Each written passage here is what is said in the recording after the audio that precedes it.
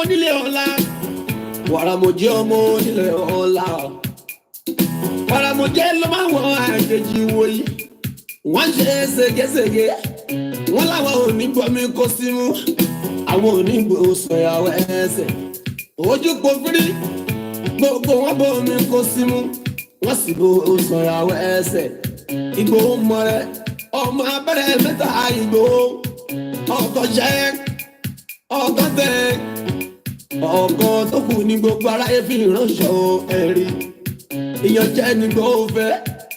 Ìgbòho mọ̀rẹ́ ọkọ̀ kákọ́ ní mọ́ra. Adáradẹnujà mẹ́ka wọn dààmú Ìgbòho. Àfẹ̀yìn kí ọmútọ́jọ́ bí rẹ ní tẹ́tẹ́ ní Ìgbòho. Ọ̀któbà rẹ̀ lọ́jọ́ tí màmá rẹ̀ wá sílé ayé. Ọmọ Adéyẹmọ Ọlábà ló mọ́mọ́ yan. Ẹ̀mí àbàtà ní mọ́jọ́jọ́. Wọ́n fi rántí bàbá rẹ̀ àtàtà ọmọ Adéyẹmọ. Ọlá karahun ní gbíjẹ mọ́jásọ́lá. Bá mi kí wọ́n ní mo dá kẹ́kẹ́ ilé. Ẹnìkan ò lè mọ̀ tán. Kọjá alájú ilé bàbá ta ló fẹ́ mọ̀lẹ́ ẹni jẹ ní lọ. Ọ̀któbà tẹ̀ la fi rántí ọjọ́ bí ẹni yẹn. Ọjọ́ tó ń lọ kò lẹ́nìkan. Ìtumọ̀ rẹ̀ kò ṣe é dìgbò ẹ̀mí ní sàárà fún gbogbo àgbàjọ pẹ́ láyé.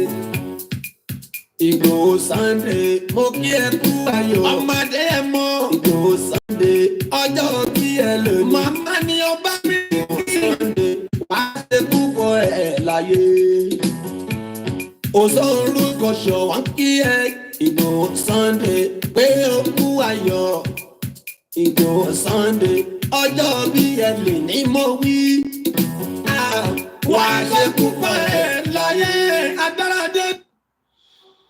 Okay, well, can say, and I say, welcome to the live transmission. A very good afternoon and a very good evening, and welcome. Bear with us. I'm trying to adjust some few things there. So, but when we're used to, I want to be sure that I'm still live on the Facebook. I guess I'm still live anyway, even though I can't see myself. That's the problem when I'm not using the full software. It's very difficult to work with. But we manage what we have, that's all I can say. Happy Sunday and welcome to the transmission once again. As we say all the time, this platform is for Yoruba Nation and nothing more than that. I want to share Meji. Happy Sunday and welcome to the transmission. Moki Bubu Wakakiri Bubu 13 Bawa 13 Wawa. The Twitter is not up. Okay, it's on. I hope we are able to do that in our lorry software. Moki in our lorry MixLR. All right, the audio is out there. All right, so we're good to go. Akusimi Beni, Akusimi Yami, Moki our Grace Olushota, Moki Gubo Abalagba Tawanole. Emia Bro Yamoino Nikoikimi. We are just going to start in a few minutes.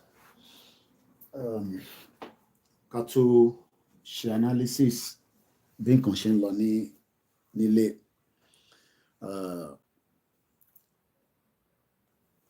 Are we ready for Yoruba Nation, or are we just not ready?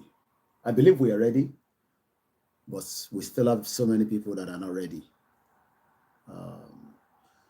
Motiri feedback in Gbogbo last program on Friday, and we're going to kickstart again on that.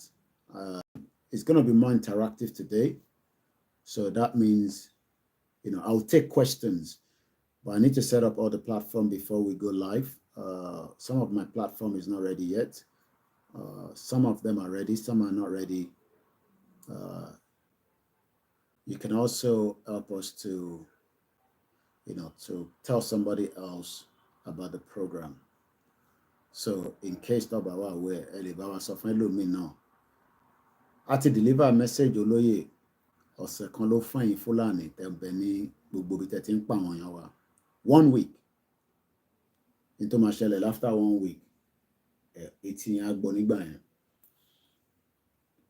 1 week la fún yín kẹfì vacate gbogbo ibi tẹ̀ ti ń pààyàn olóyè akàn sí lára tán ó kù díẹ̀ ẹ̀rọ pa ń ṣeré ni àbí a ti sọ fún àwọn gómìnà kó make sure pé wọ́n protect àwọn èèyàn wa ní gbogbo axis yẹn ìyẹn lolóyè ṣe ní kí n sọ fún wọn pé òun bẹ̀ wọ́n òun rọ̀ wọ́n kó kó security lọ sí gbogbo ibi tó ti ń pààyàn if not òun fúnra òun á kàn sí lára tán ẹ̀kúkú mẹ́ tó jẹ́ so mi ní láti ṣe máa sọ̀rọ̀ fẹ́ni kankan ẹni tó bá dẹ̀ mọ̀ bólóyè ṣe jẹ́ ẹ lọ bèèrè lọ́wọ́ Sẹ́ríkì Gàngàn a sọ fún yín bólóyè ṣe jẹ́ so Sẹ́ríkì Gàngàn ló lè ròyìn olóyè Ìgbòho Sẹ́ríkì Gàngàn òun ló lè ròyìn so èmi ò ní láti ròyìn fún yín tẹ́ bá ti rí Sẹ́ríkì Gàngàn ẹ bèèrè lọ́wọ́ ẹ̀ pé kí ló ṣẹlẹ̀ láàrin òun àti olóyè at least èmi wà nílé ní January 2021 so all right let's start and then ká ṣe presentation as usual ẹ ká lọ play anthem wa mo kí ẹ Michael Ìdòwú mo kí gbogbo èèyàn wa ṣé ti lọ sí church àbẹ́ ẹ̀ lọ sí church lẹ́nìí kí ló dé ẹ ṣáà ti lọ sí church ẹni tó bá ti lọ sí church kí ló dé tẹ́ lọ sí church ẹ lọ sásàlátù ẹ lọ gbàdúrà ká túbọ̀ gbàdúrà we need a lot of prayers but prayer without action fàbú ló wà níbẹ̀ so we need a lot of prayer but we need a lot of action so ẹ ká bẹ̀rẹ̀ báyìí.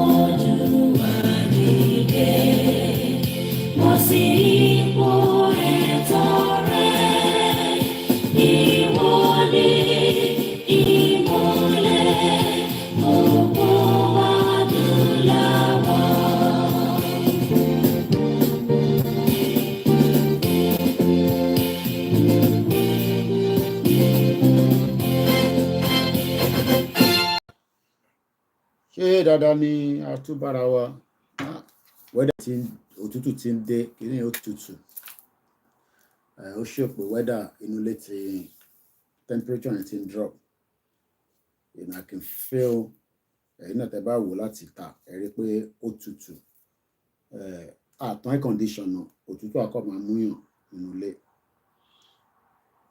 ẹ fẹ́ ká wá jókòó sí bíbá àbí ẹni Nàìjíríà máa dáa intent sọ fún wa ní gbogbo gbà nìyẹn ẹni ká ṣe sùúrù díẹ̀ pé Nàìjíríà máa dá mo ní no problem èmi náà mọ̀ fẹ́ pé Nàìjíríà máa dá ẹ mọ̀ pé ó ti dá lánàá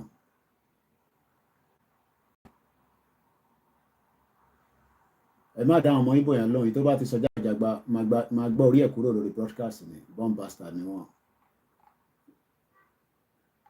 ìtọ́gbé dání ó yàtọ̀ sí táwa gbé dání we are running two different programs. Self-determination àwọn fẹ́ self-determination làwa náà fẹ́ so we cannot compare ourselves orí wọn pé náà anyway so àwọn tó jọ̀gá àwọn tó jẹ́ Simon Ekpa làwa ń bá ṣe àwọn ọmọ kéékèèké tó máa wá sórí social media tó dá kankan mọ́ mo máa ń kí gbogbo alẹ́ nǹkan sí pé ṣàlàfíà ni mo tún bá gbogbo wa tẹ bá ti ń like outfit mo wọ̀ yìí àwọn ọmọlúàbí apparel àwọn lọ ní Koiki since tó jẹ́ pé ìwọ ni bàbá Yorùbá lẹ́yìn bàbá Akíntóyè ìwọ ni ambassador Yorùbá nation ó dẹ̀ wà important pé outlook mi ó dáa káwọn èèyàn rí pé Yorùbá ni eléyìí ló ń pè ní àṣà Yorùbá. So tẹ́ bá lọ sórí website wọn ẹ rí ní ọ̀pọ̀lọpọ̀ níbẹ̀ tẹ́yìn náà lè tẹ̀lé rà ẹ̀yin tẹ́ wà l'Amẹ́ríkà ẹ̀yin tẹ́ wà ní different places. So mo kí dáàdì wa granddaddy wa Dennis Dayo Omitogun ẹ jẹ́ kí àwọn èèyàn ká tó bẹ̀rẹ̀ tó Mr BJ Diamond mo kí Abiodun Lexis Ṣẹ́gun Yovo mo kí yín Mr Silver Badmus mo kí yín sir mo kí ìyá mi Yeti Queen mo kí gbogbo ìyá tẹ́ ń tọ́jú wa ẹlòmíràn kọ́ pé a ní Kóìkì mo dẹ̀ ni mo fẹ́ fún ẹ ní nǹkan mo ti pè ẹ́ títí mo wá rí ẹ kí ló ṣẹlẹ̀ wọn ló yá send account number wá dẹ̀ fi owó síbẹ̀ kódà wá tún máa ní ó kéré wọn owó kan kéré mo kẹ́yìn tẹ́ wà ní United Arab Emirates ṣé wọ́n ti ń rìn ní ìwé fún yín níbẹ̀ torí Bọ́lá Tinubu parọ́ fún wa nígbà tó ń bọ̀ láti G20 irọ́ Bọ́lá Tinubu ti pọ̀ jù ẹ jẹ́ ń tan 60-inch screen mi kí n lè máa rí bẹ́ẹ̀ ni 60-inch kí n lè máa rí kọ́mẹ́ǹtì àwọn tó wà lórí YouTube a wà lórí backup channel wa ẹ túbọ̀ bá wa ṣe kí ni ẹ bá wa tẹ̀lé gbogbo channels wa àti ń broadcast torí pé ẹ̀yin náà ni Koiki Media ẹ̀yin lẹ́ni kí n máa báṣẹ́ lọ pé kò séwu mo kí àwọn fámílì mi mo kí ìyàwó mi dáadáa mo dẹ̀ kí àwọn ọmọ tí mo bí kí gbogbo àwọn òṣàjẹ̀bú òde mo kí gbogbo ẹ̀yin tẹ́ jáde ní ilẹ̀ ti jáde lánàá tẹ́ bá wa lọ ṣe ayẹyẹ pé olóyè tí ó ti rìnrìn àjò mo kí bàbá wa kílà mo kí gbogbo platform mo kí Àjàgùn Òmeyọ̀ mo kí ẹ mo kí Yorùbá World Media mo kí bàbá Èkìtì chan Yorùbá Home Based Media mo kí Lady K mo kí Ìyè Dárákowé mo kí gbogbo ẹ̀yin àgbàlagbà bẹ́ẹ̀ ni mo kí ẹ̀yin ọmọdé ẹ̀gbọ́n mi Ṣítù Ọmọ́wùnmí mo mà kí yín Láńrè Anjọ́rìn mo kí ẹ̀yin Yankan tẹ́ bá ń gbọ́ mi dáadáa ní gbogbo platform ẹ máa jẹ́ kí n mọ̀ pé ẹ̀ ń gbọ́ mi bàbá wa Déoyè Isaac mo kí yín àlàáfíà ni mo wà mo ṣe ń kí àwọn èèyàn mo kí ẹ̀yin tẹ́ wà lórí ẹ gbọ́ mi dáadáa kẹ̀ lórí TikTok kí ló dé wàhálà TikTok kì í fẹ́ pọ̀ jù jàre mo kí ẹ̀yin tẹ́ wà lórí TikTok mo kí bàbá wa Ọládélé Ọlámilékan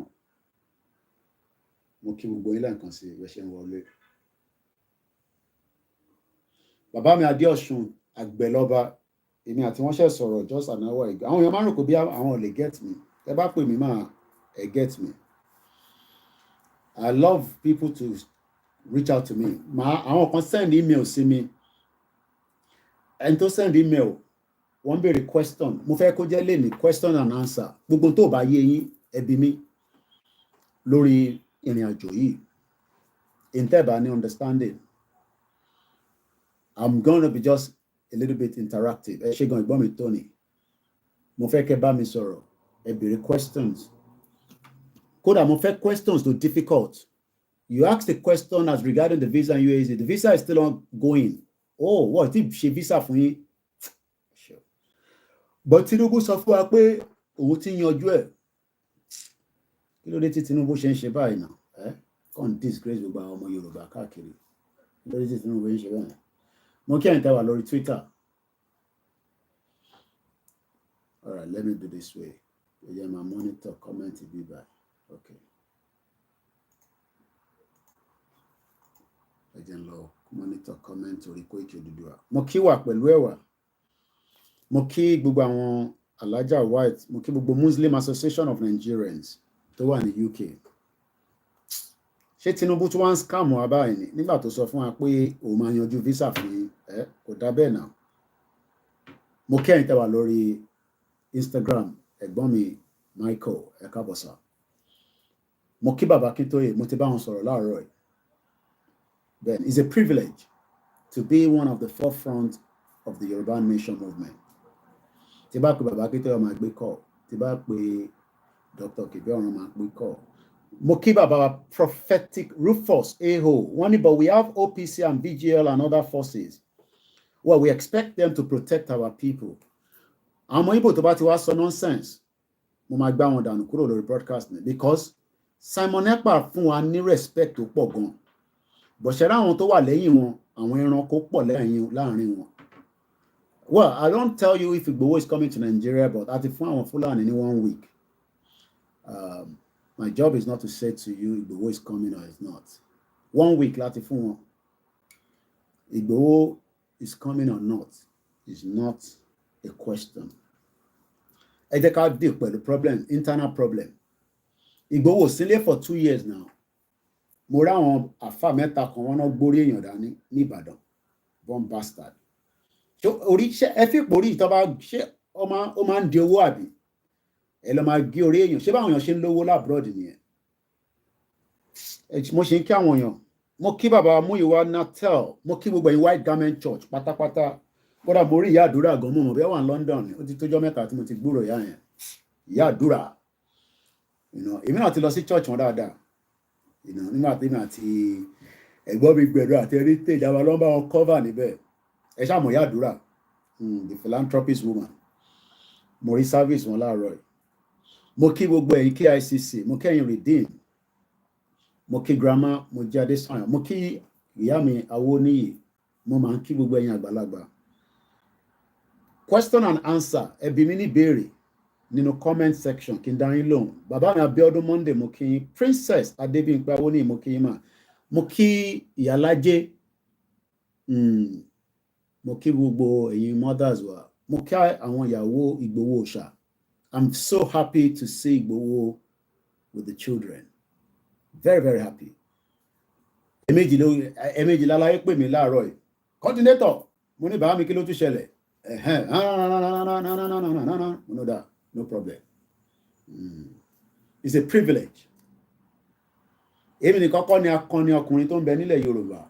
I'm not the best, but mo ní èmi ni last man standing. You don't have to believe it. But ẹnu ẹ̀ lájọ wáyé.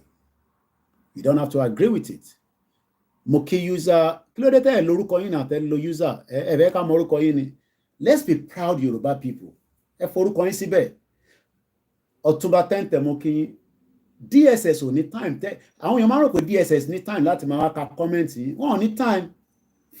DSS is another fraudulent agency. Another fraudulent agency.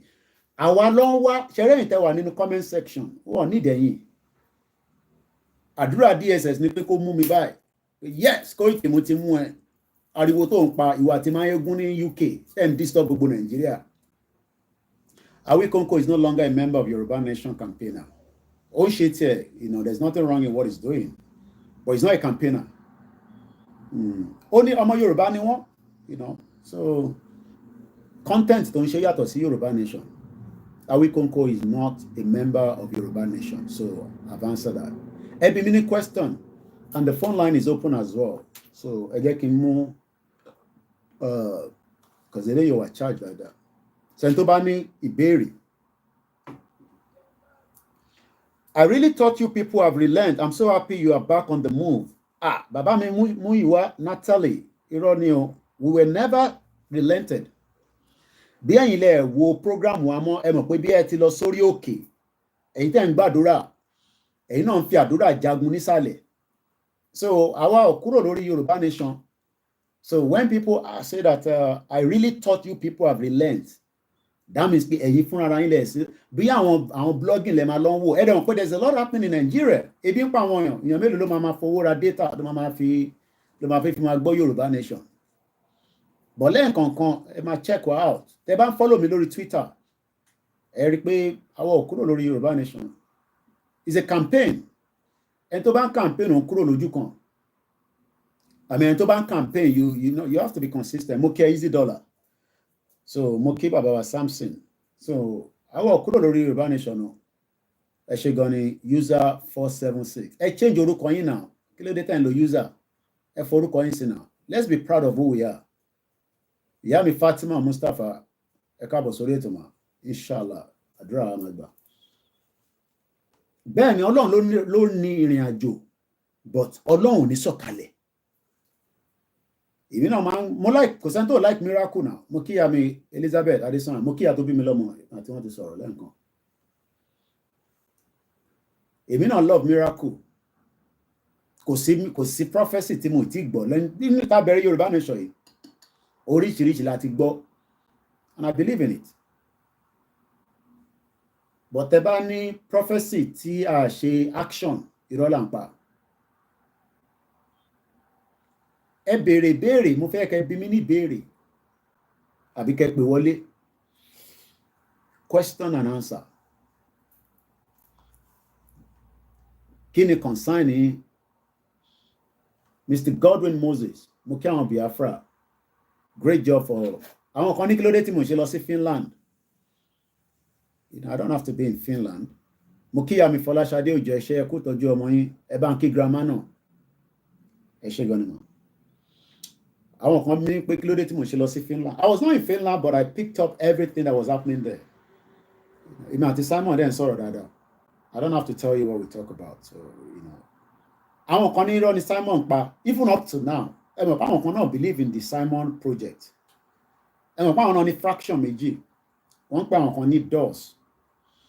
Àwọn yẹn ló máa ń wọ tẹ́ bá lọ wo status wọn àwọn ló máa ń lo image Nnamdi Kanu tó ní green background. They don't believe in Simon Ekpa. Ẹ má kọ yìí ẹ má fi Yorùbá béèrè question ọmọ ilé ìdáyín lóhùn Yorùbá ẹ má ti pọ̀jù fún mi o. Ara problem tó yìnbó dá sílẹ̀ nìyẹn. Ẹ fi English ẹ fi béèrè lọ́wọ́ mi máa dá yín lóhùn. But ẹ bá ti ń lo Yorùbá mo nílé dá yín lóhùn. Torí Yorùbá mi ò sound tó yẹn. It's one of the problems that they've done on our lives. Speak in English. Speak in English. Speak in English. Mo kí bàbá wa Joshua Moses, mo kí Comrade Ṣọlá kò gbọdọ̀ kú. Mo kí gbogbo groups kankan that are working around the clock.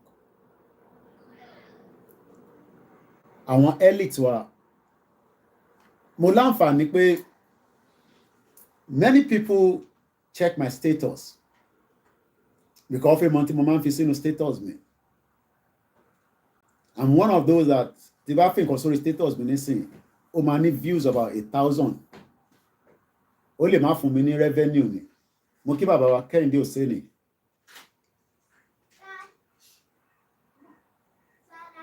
Mo kí bàbá wa Kẹ́hìndé Òsénì. Mo kí gbogbo alẹ́ nǹkan sí. Mo wá fi àwọn kankan sórí status mi.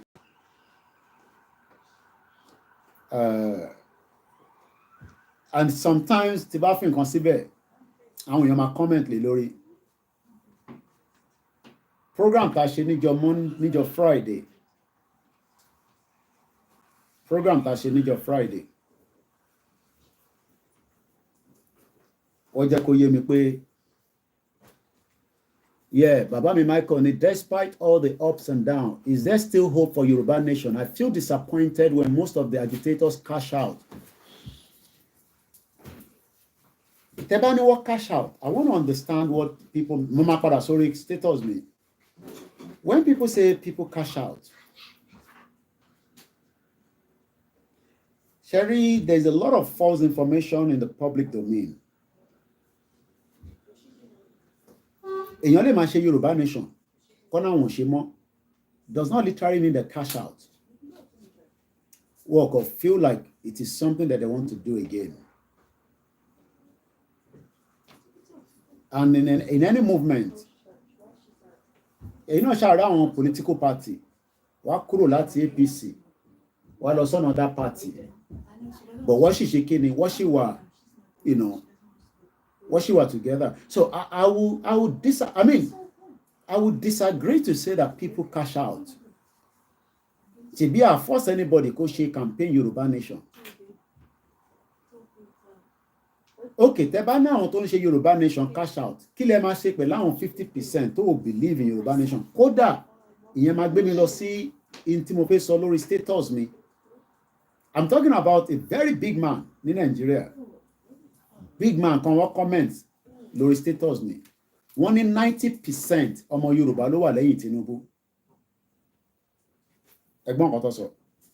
Wọ́n ní 90%. Wọ́n ní we've never had it like this before. We've never had it like this before. So 90% táwọn sọ yẹn pé àwọn 90% are excited that Tinubu is the president regardless of whatever is going to happen after Tinubu bá ṣe tán. Àwa kódà èèyàn kan nínú kọ́mẹ́ǹtì program mi tí mo ṣe ní ìjọ Friday, I'll see if I can pull that comment as well. Àwọn kan tún jẹ́ kó yé mi pé Tinubu gan wà lára àwọn tó da Nàdẹ́kò, ó split ẹ̀ sí méjì. Wọ́n ní gbogbo tí Tinubu bá gbọ́wọ́lé ó máa ń split ẹ̀ sí méjì.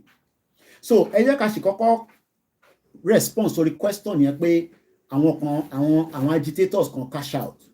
Yes, we saw some members of our media team tí a jọ ń pariwo Yoruba Nation. I don't have to mention their name. Okay, mo ń bọ̀ lọ́dọ̀ yín ẹ̀gbọ́n mi Jimmy, àwọn ní 90% people, Koiki, it is not 90%. Check how many people voted for him in Lagos State.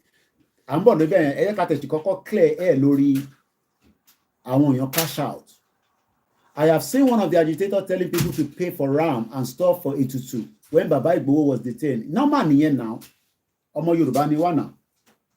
Òkè sẹ́yìn kí n pa ẹran ọdún ni, ẹ̀ kí n pa dé. Irọ́ ẹni tó bá sọ pé òun ò lè ní kọ́ bá wọn ṣe tutù. Ìbẹ́ ẹ̀ lọ sí church, ẹ̀ ń donate fruit síbẹ̀, ẹ̀ ń donate owó sínú tithe. Ètùtù náà lẹ́ ń ṣe yẹn náà. Báwo ọba jáde bá sọ fún yín pé à ń ṣe tutù. Táàbà jáde táwọn sọ fún yín pé à ń ṣe ìyàn kì í ṣe sàárà ni. Ọmọ Yorùbá ni wẹ́ẹ́ má. Everybody, I mean, okay. Nínú wíìkì yìí, wíìkì tó kọjá ẹ̀, ó kọ̀ yẹ pé kò ń ṣe gbogbo audio la lè máa play fún yín ni. Ìyàn kan sì sọ pé yes, pé àwọn ọ̀rẹ́ àwọn kankan pé ká dẹ̀ ṣe àwọn àdúrà kankan tó bá lè pẹran sí tó bá dẹ̀ lè pẹran gbogbo yàn mean anything. People donated money for all those things, you know, and tó bá dẹ̀ ṣe fine, tó bá dẹ̀ ṣe kò matter. So I don't think that is a cash out. Ṣé rí cash out mean pé kan ní nísìn irú èmi báyìí nísìn àti Ìgbòho kẹ wá gbọ́ pé ṣe Yorùbá Nation mọ́, ìyẹn máa jẹ́ bí shock absorber fún àwọn èèyàn pé lóòótọ́ àwọn kan lè ṣe for monetary gain. Mo mọ pàdé mi kan tẹ́ pé níbí báyìí mo mọ̀ bí wọ́n sanwó fún ọwọ́ sanwó fún. I don't have the evidence but it's a public figure. Gbogbo ilẹ̀ mọ́ ṣòdì òkè Balógun Èkó. Ẹ wo bó ṣe sọ̀rọ̀ sí Tinubu. Eventually ó endorse Tinubu now. Ó dẹ̀ náà wọ́n ní kó gbogbo tóun sọ wọn ní kó jẹ́. Ó sì wà lórí Instagram ẹ̀. Mo kí ẹ TJ bàbá. So ọ̀rọ̀ Yorùbá Nation pé àwọn agitator kan wọ́n fall out. Normal nìyẹn tó bá náà wọ́n ṣe mọ́ náà nìyẹn kò sí nǹkan tá lè ṣe sí yẹn. There's nothing we can do to that. Àwa tó kù ní ká ṣe máa campaign yẹn lọ nítorí pé intern campaign fún ó wà organic ó dẹ̀ wà authentic. Intern campaign fún yìí intern sọ pé a fẹ́ Yorùbá Nation yìí ṣé kò wọ́ tẹ̀ ni. Looking at all the indices tó wà nínú Nàìjíríà lénìí. So mo ti answer question yẹn ká má pẹ́ lórí ẹ̀ torí question pọ̀. Ìyá mi Adéṣọ́lá ni what they don't understand is that no one is fighting Tinubu or Peter Obi. We are fighting the evil system. Kí mo fẹ́ máa bá Tinubu jà fún? Mo mọ Tinubu rí ni. Èmi ò mọ Tinubu rí náà, ọmọ Yorùbá ni. Then mo fẹ́ comment kan náà wá lórí last program wa tá ṣe. Yes, Tinubu gbogbo alámọ̀ pé àwọn politicians double player ni wọ́n. Gbogbo tí Tinubu sọ pé òun máa ṣe pẹ̀lú àwọn Afẹ́nifẹ́re kọ́ ló ṣe nígbà tó wà ní Lagos State. Òun kọ́ ló appoint rẹ̀, wọ́n appoint ẹ̀ sí ni, wọ́n yan ni. Àmọ́ ẹni tó pa Fúnṣọ́ Williams nísìn because Fúnṣọ́ Williams has a better game than Tinubu fúnra rẹ̀ lọ. Tí Tinubu ò bá lọ jẹ governor Lagos State nígbà tó jẹ́ yẹn after tó gbé ní UK for 4 years kódà ẹ̀gbọ́n mi kan sì send the image Tinubu tó sọ pé òun ò believe in Nigeria. Image wọ́n sì send ẹ̀ sí mi. Ìgbòlówà. Oh no, I don't believe in Nigeria. But for whatever reason, òun lélẹ̀. Èmi kúkú kọ́ mo kọ́. Tinubu ò dẹ̀ lè jáde nísìn tó deny pé òun sọ bẹ́ẹ̀. I don't believe in one Nigeria. Òun lélẹ̀. Átíkù yẹn lélẹ̀. Ní London bíbáyìí náà ni wọ́n tẹ̀ ní Milton Keynes ló gbé. Mo dẹ̀ ti ní kẹ́ni yẹn pè mí wọ́n ti pè mí. Mo need the proper address here so that mi náà lè ṣeré lọ kí n lọ tẹ̀ obi tí Tinubu gbé. Ẹ jẹ́ n ka kọ́mẹ́ǹtì. Àwọn èèyàn máa ń bẹ̀rù gan lórí Instagram. Ẹni yóò lórúkọ ẹ̀. Ó kàn sọ pé user kìíní kan ni. Wọ́n ní Koiki Media. I love you and what you are doing to promote the Yoruba unity. However, I beg you to please stop associating with Tinubu with Yoruba Nation. Mo kí ìyá mi Comfort Ológunjà happy Sunday. Any happy Sunday. I disagree that on 90%. À ń bọ̀ lórí comment yẹn. Ẹni tó sọ̀rọ̀ yẹn anyway, no matter, I have to protect the name. But he's a very learned person. Very, very learned person. Made mo bó ṣe sọ jáde later fún yín. Very, very learned. But ẹ jẹ́ ká clear ẹ̀ lórí ọ̀rọ̀ Tinubu. Ẹ má rò pé tá bá ń sọ̀rọ̀ Tinubu associate pẹ̀lú Yorùbá nation. Ìyẹn mo ṣe sọ pé lẹ́nìí ká kọ̀ ṣe ìdánilẹ́kọ̀ọ́ Q&A, question and answer. Mo mọ̀ pé àwọn question kan wá màmá kà wọ́n comment yẹn because ẹni tó wà lórí YouTube ò sí lórí Facebook. Ẹ̀gbọ́n mi Jimmy sọ pé ẹja kákọ́ kan tí ìyá mi Comfort Ológunjà sọ wọ́n ní gbogbo ilé happy Sunday. I disagree with 90% supporting Tinubu. How many people voted for Tinubu? Question mark.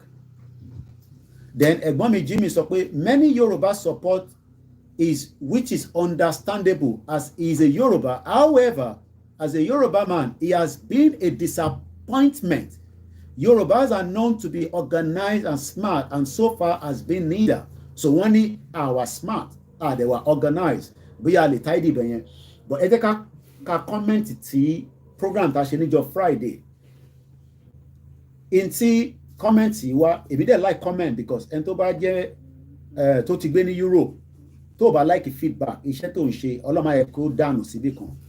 Gbogbo iná lẹ́yìn advice wa ìgbà tí mo bẹ̀rẹ̀ Koiki ò lè máa sọ̀rọ̀ báyìí o you know, I'm sure we tone down and all that, you know, but lẹ́ẹ̀kọ̀ọ̀kan a ṣe máa bú gbogbo ra wa. Wọ́n ní Koiki, I love you and what you are doing to promote the Yoruba unity. However, one bẹ̀ mí, I beg you to please stop associating Tinubu with Yoruba nation. Now, mo ń bẹ̀rẹ̀ lọ gbogbo ọmọ Yorùbá pé ṣé látijọ́ tẹ́ ti ń gbọ́ program mi lẹ́yìn ìgbà tí Tinubu wọlé àbí kó tó wọlé, ǹjẹ́ mo associate Yoruba nation pẹ̀lú Tinubu? Ẹ bá ń fi sínú comment section. Because àwọn kíní ìlàwà máa ń gbà tó ń pè ní feedback. Broda gbogbo àwa tí a support Tinubu jù èyí tí ẹ̀ ń ṣe gbogbo mo ti ní kẹ́yẹ́ máa kọ Yorùbá yé mi ò lè kà púpọ̀. Ẹ jẹ́ n rọ́jú díẹ̀. Lọ́mọ ni sọ pé brother gbogbo àwa tí a support Tinubu ju ẹ̀yin tẹ́ ń ṣe Yorùbá nation lọ. Okay, so brother wa kan lórí TikTok wọ́n ní àwọn táwọn support Tinubu àwọn pọ̀ ju àwa tá ń ṣe Yorùbá nation lọ. Ìyẹn mo ṣe sọ pé 50-50. But àgbàlagbà tó jẹ́ very very high learned person kan Nàìjíríà nínú status mi wọ́n ní 90% ni, but àwọn èèyàn sọ pé kò lè tó 90% pé rọ́ nìyẹn. Wọ́n ní because 90% kan ló vote fún Tinubu, kódà Tinubu gan lose the local government ẹ̀ àbí kílẹ̀ ń pè wọ́n lose the polling unit ẹ̀. So mo agree pẹ̀lú yẹn ẹ̀gbọ́n mi love money. Lóòótọ́ ẹ̀yin tẹ́ ń support Tinubu pọ̀, but ǹjẹ́ kílẹ̀ ń fẹ́ kí Tinubu ṣe fún yín? Ẹ jọ̀ọ́ bá ń fi sínú comment section. Tó bá dẹ̀ jẹ́ pé ẹ lè wọlé kẹ́ wá bá mi sọ̀rọ̀ lórí TikTok, ẹ send request kíkọ gbọ́hùn yín. Ẹ má worry DSS ò wá rẹ̀ yín, èmi ló ń wá. Internet ń ṣe crime. So question and answer ni àwọn ọba ẹ̀yin tí ẹ believe in Tinubu jà, but in tẹ́mi kàn fi mọ̀ lọ́wọ́ brother wa bó dẹ̀ jẹ́ pé ìyá wa náà ni because mo mọ̀ bí ọkùnrin àbọ̀bìnrin. In tí mo fẹ́ mọ̀ ni pé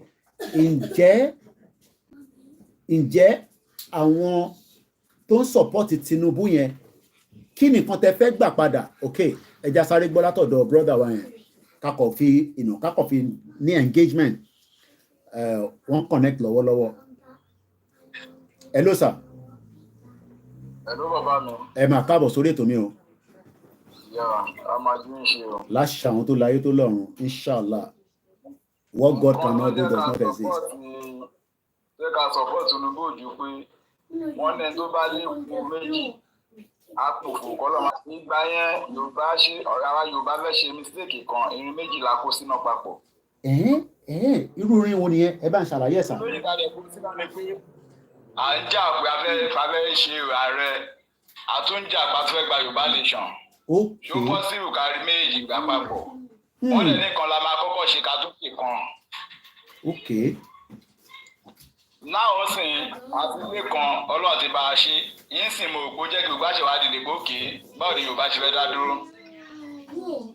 Okay. Àmọ̀dádúró yẹn ó wà lọ́wọ́ àwọn ọba wa. Àwọn ọba agbọ́nrẹ́ kan gbègbè sìn ẹ̀ bá yín sìn lóòótọ́ jẹ́ pé èèyàn tiwa ló wà ń bẹ̀. Tí wọ́n bá tẹ̀lé wá lè ṣe kóhun tó kúrò wọ́n lọ iṣẹ́ láti ti débì kan. Okay, so mo like ibi tí ẹ ti ń gbọ́rọ̀ yẹn bọ̀.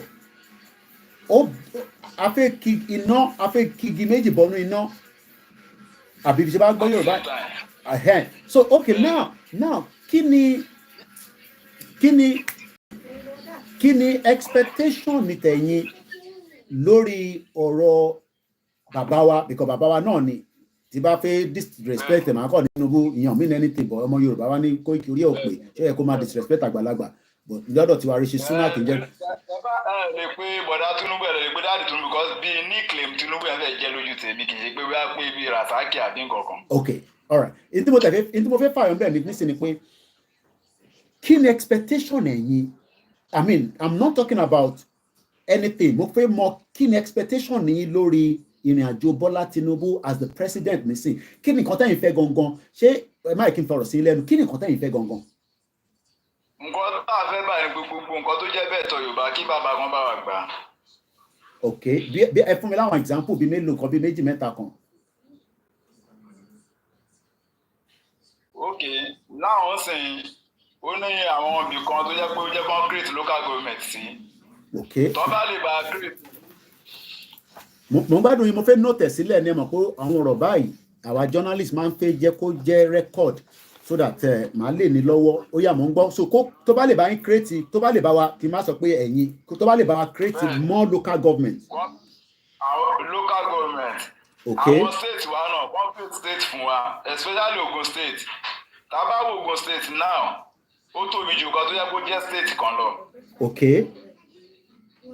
òwúrọ̀ àwọn ẹ̀tọ́ bá a ṣe tọ́lọ̀ dẹ̀ fún aláwọ̀ gómìnà gidi tílùú bá da tílùú tó rọ kálukú lọ́rùn kò sẹ́ni tó máa pariwo pé bí a pé kí Yorùbá dá dúró àbí nǹkankan but ọlágbèbò sí security ìyà ń jẹ àwọn èèyàn. security okay so again poverty yeah okay mo ń gbọ́.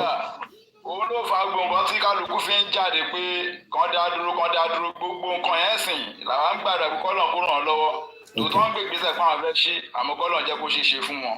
which is a very important thing because àwọn kan máa ń ní ẹ kò sí tó kàn án pẹ̀lú èmi Ọlọ́run ní jẹ́ kó kú síbẹ̀ nǹkan tó bá lọ kú síbẹ̀ bàbá problem ló máa jẹ́ fún wọn Yorùbá tí ó ṣètìmá ló máa gbàjọba ẹ jẹ́ kí wọ́n mú kankan jáde fún yín mo like àwọn point tẹ́ mú jáde ẹni kó bá wa create more local government ẹni kó create more state if it's possible kó dẹ̀ bá wa reduce the insecurity tó ń bẹ ní southwest àti pé poverty I mean gbogbo ta máa ń post oúnjẹ yẹn kankan ẹni kò mí nìkan kan tó yẹ pé ẹ̀yin náà lóúnjẹ jẹ èmi ti jẹ mọ́ínmọ́ín àti gàrí láàárọ̀ yìí but èyí tí mo fẹ́ bí ẹ̀gbọ́n mi ni pé tí Tinubu bá ṣe gbogbo eléyìí tó fún wa ní gbogbo eléyìí I mean within kó tó di pé time frame tó máa fi lọ let's even agree that 8 years ó create a more state ó stabilize the security ó stabilize poverty ṣé ìyẹn indicate pé àwa táwa ń campaign fún Yorùbá nation káwa jọ̀wọ́ lẹ̀ torí pé bàbá wa Bọ́lá Ahmed Tinubu yan ààrẹ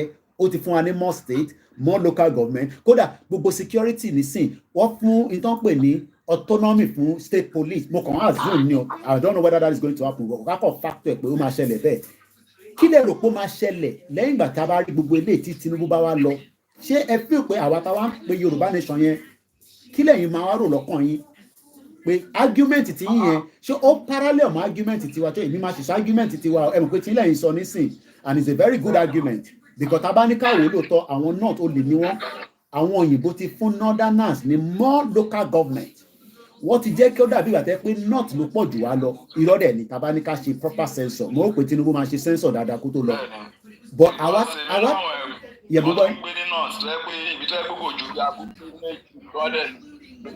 Okay, so ẹ̀yin nísìn tó bá wá fún wa ní gbogbo eléyìí. mo náwọn ẹ̀gbọ́n kẹ́kù. Okay, alright èyí tí mo sì fẹ́ find out ni pé tó bá fún wa ní gbogbo eléyìí sà ǹjẹ́ ó sì lẹ́tọ̀ọ́ pé ká béèrè fún Yorùbá nation.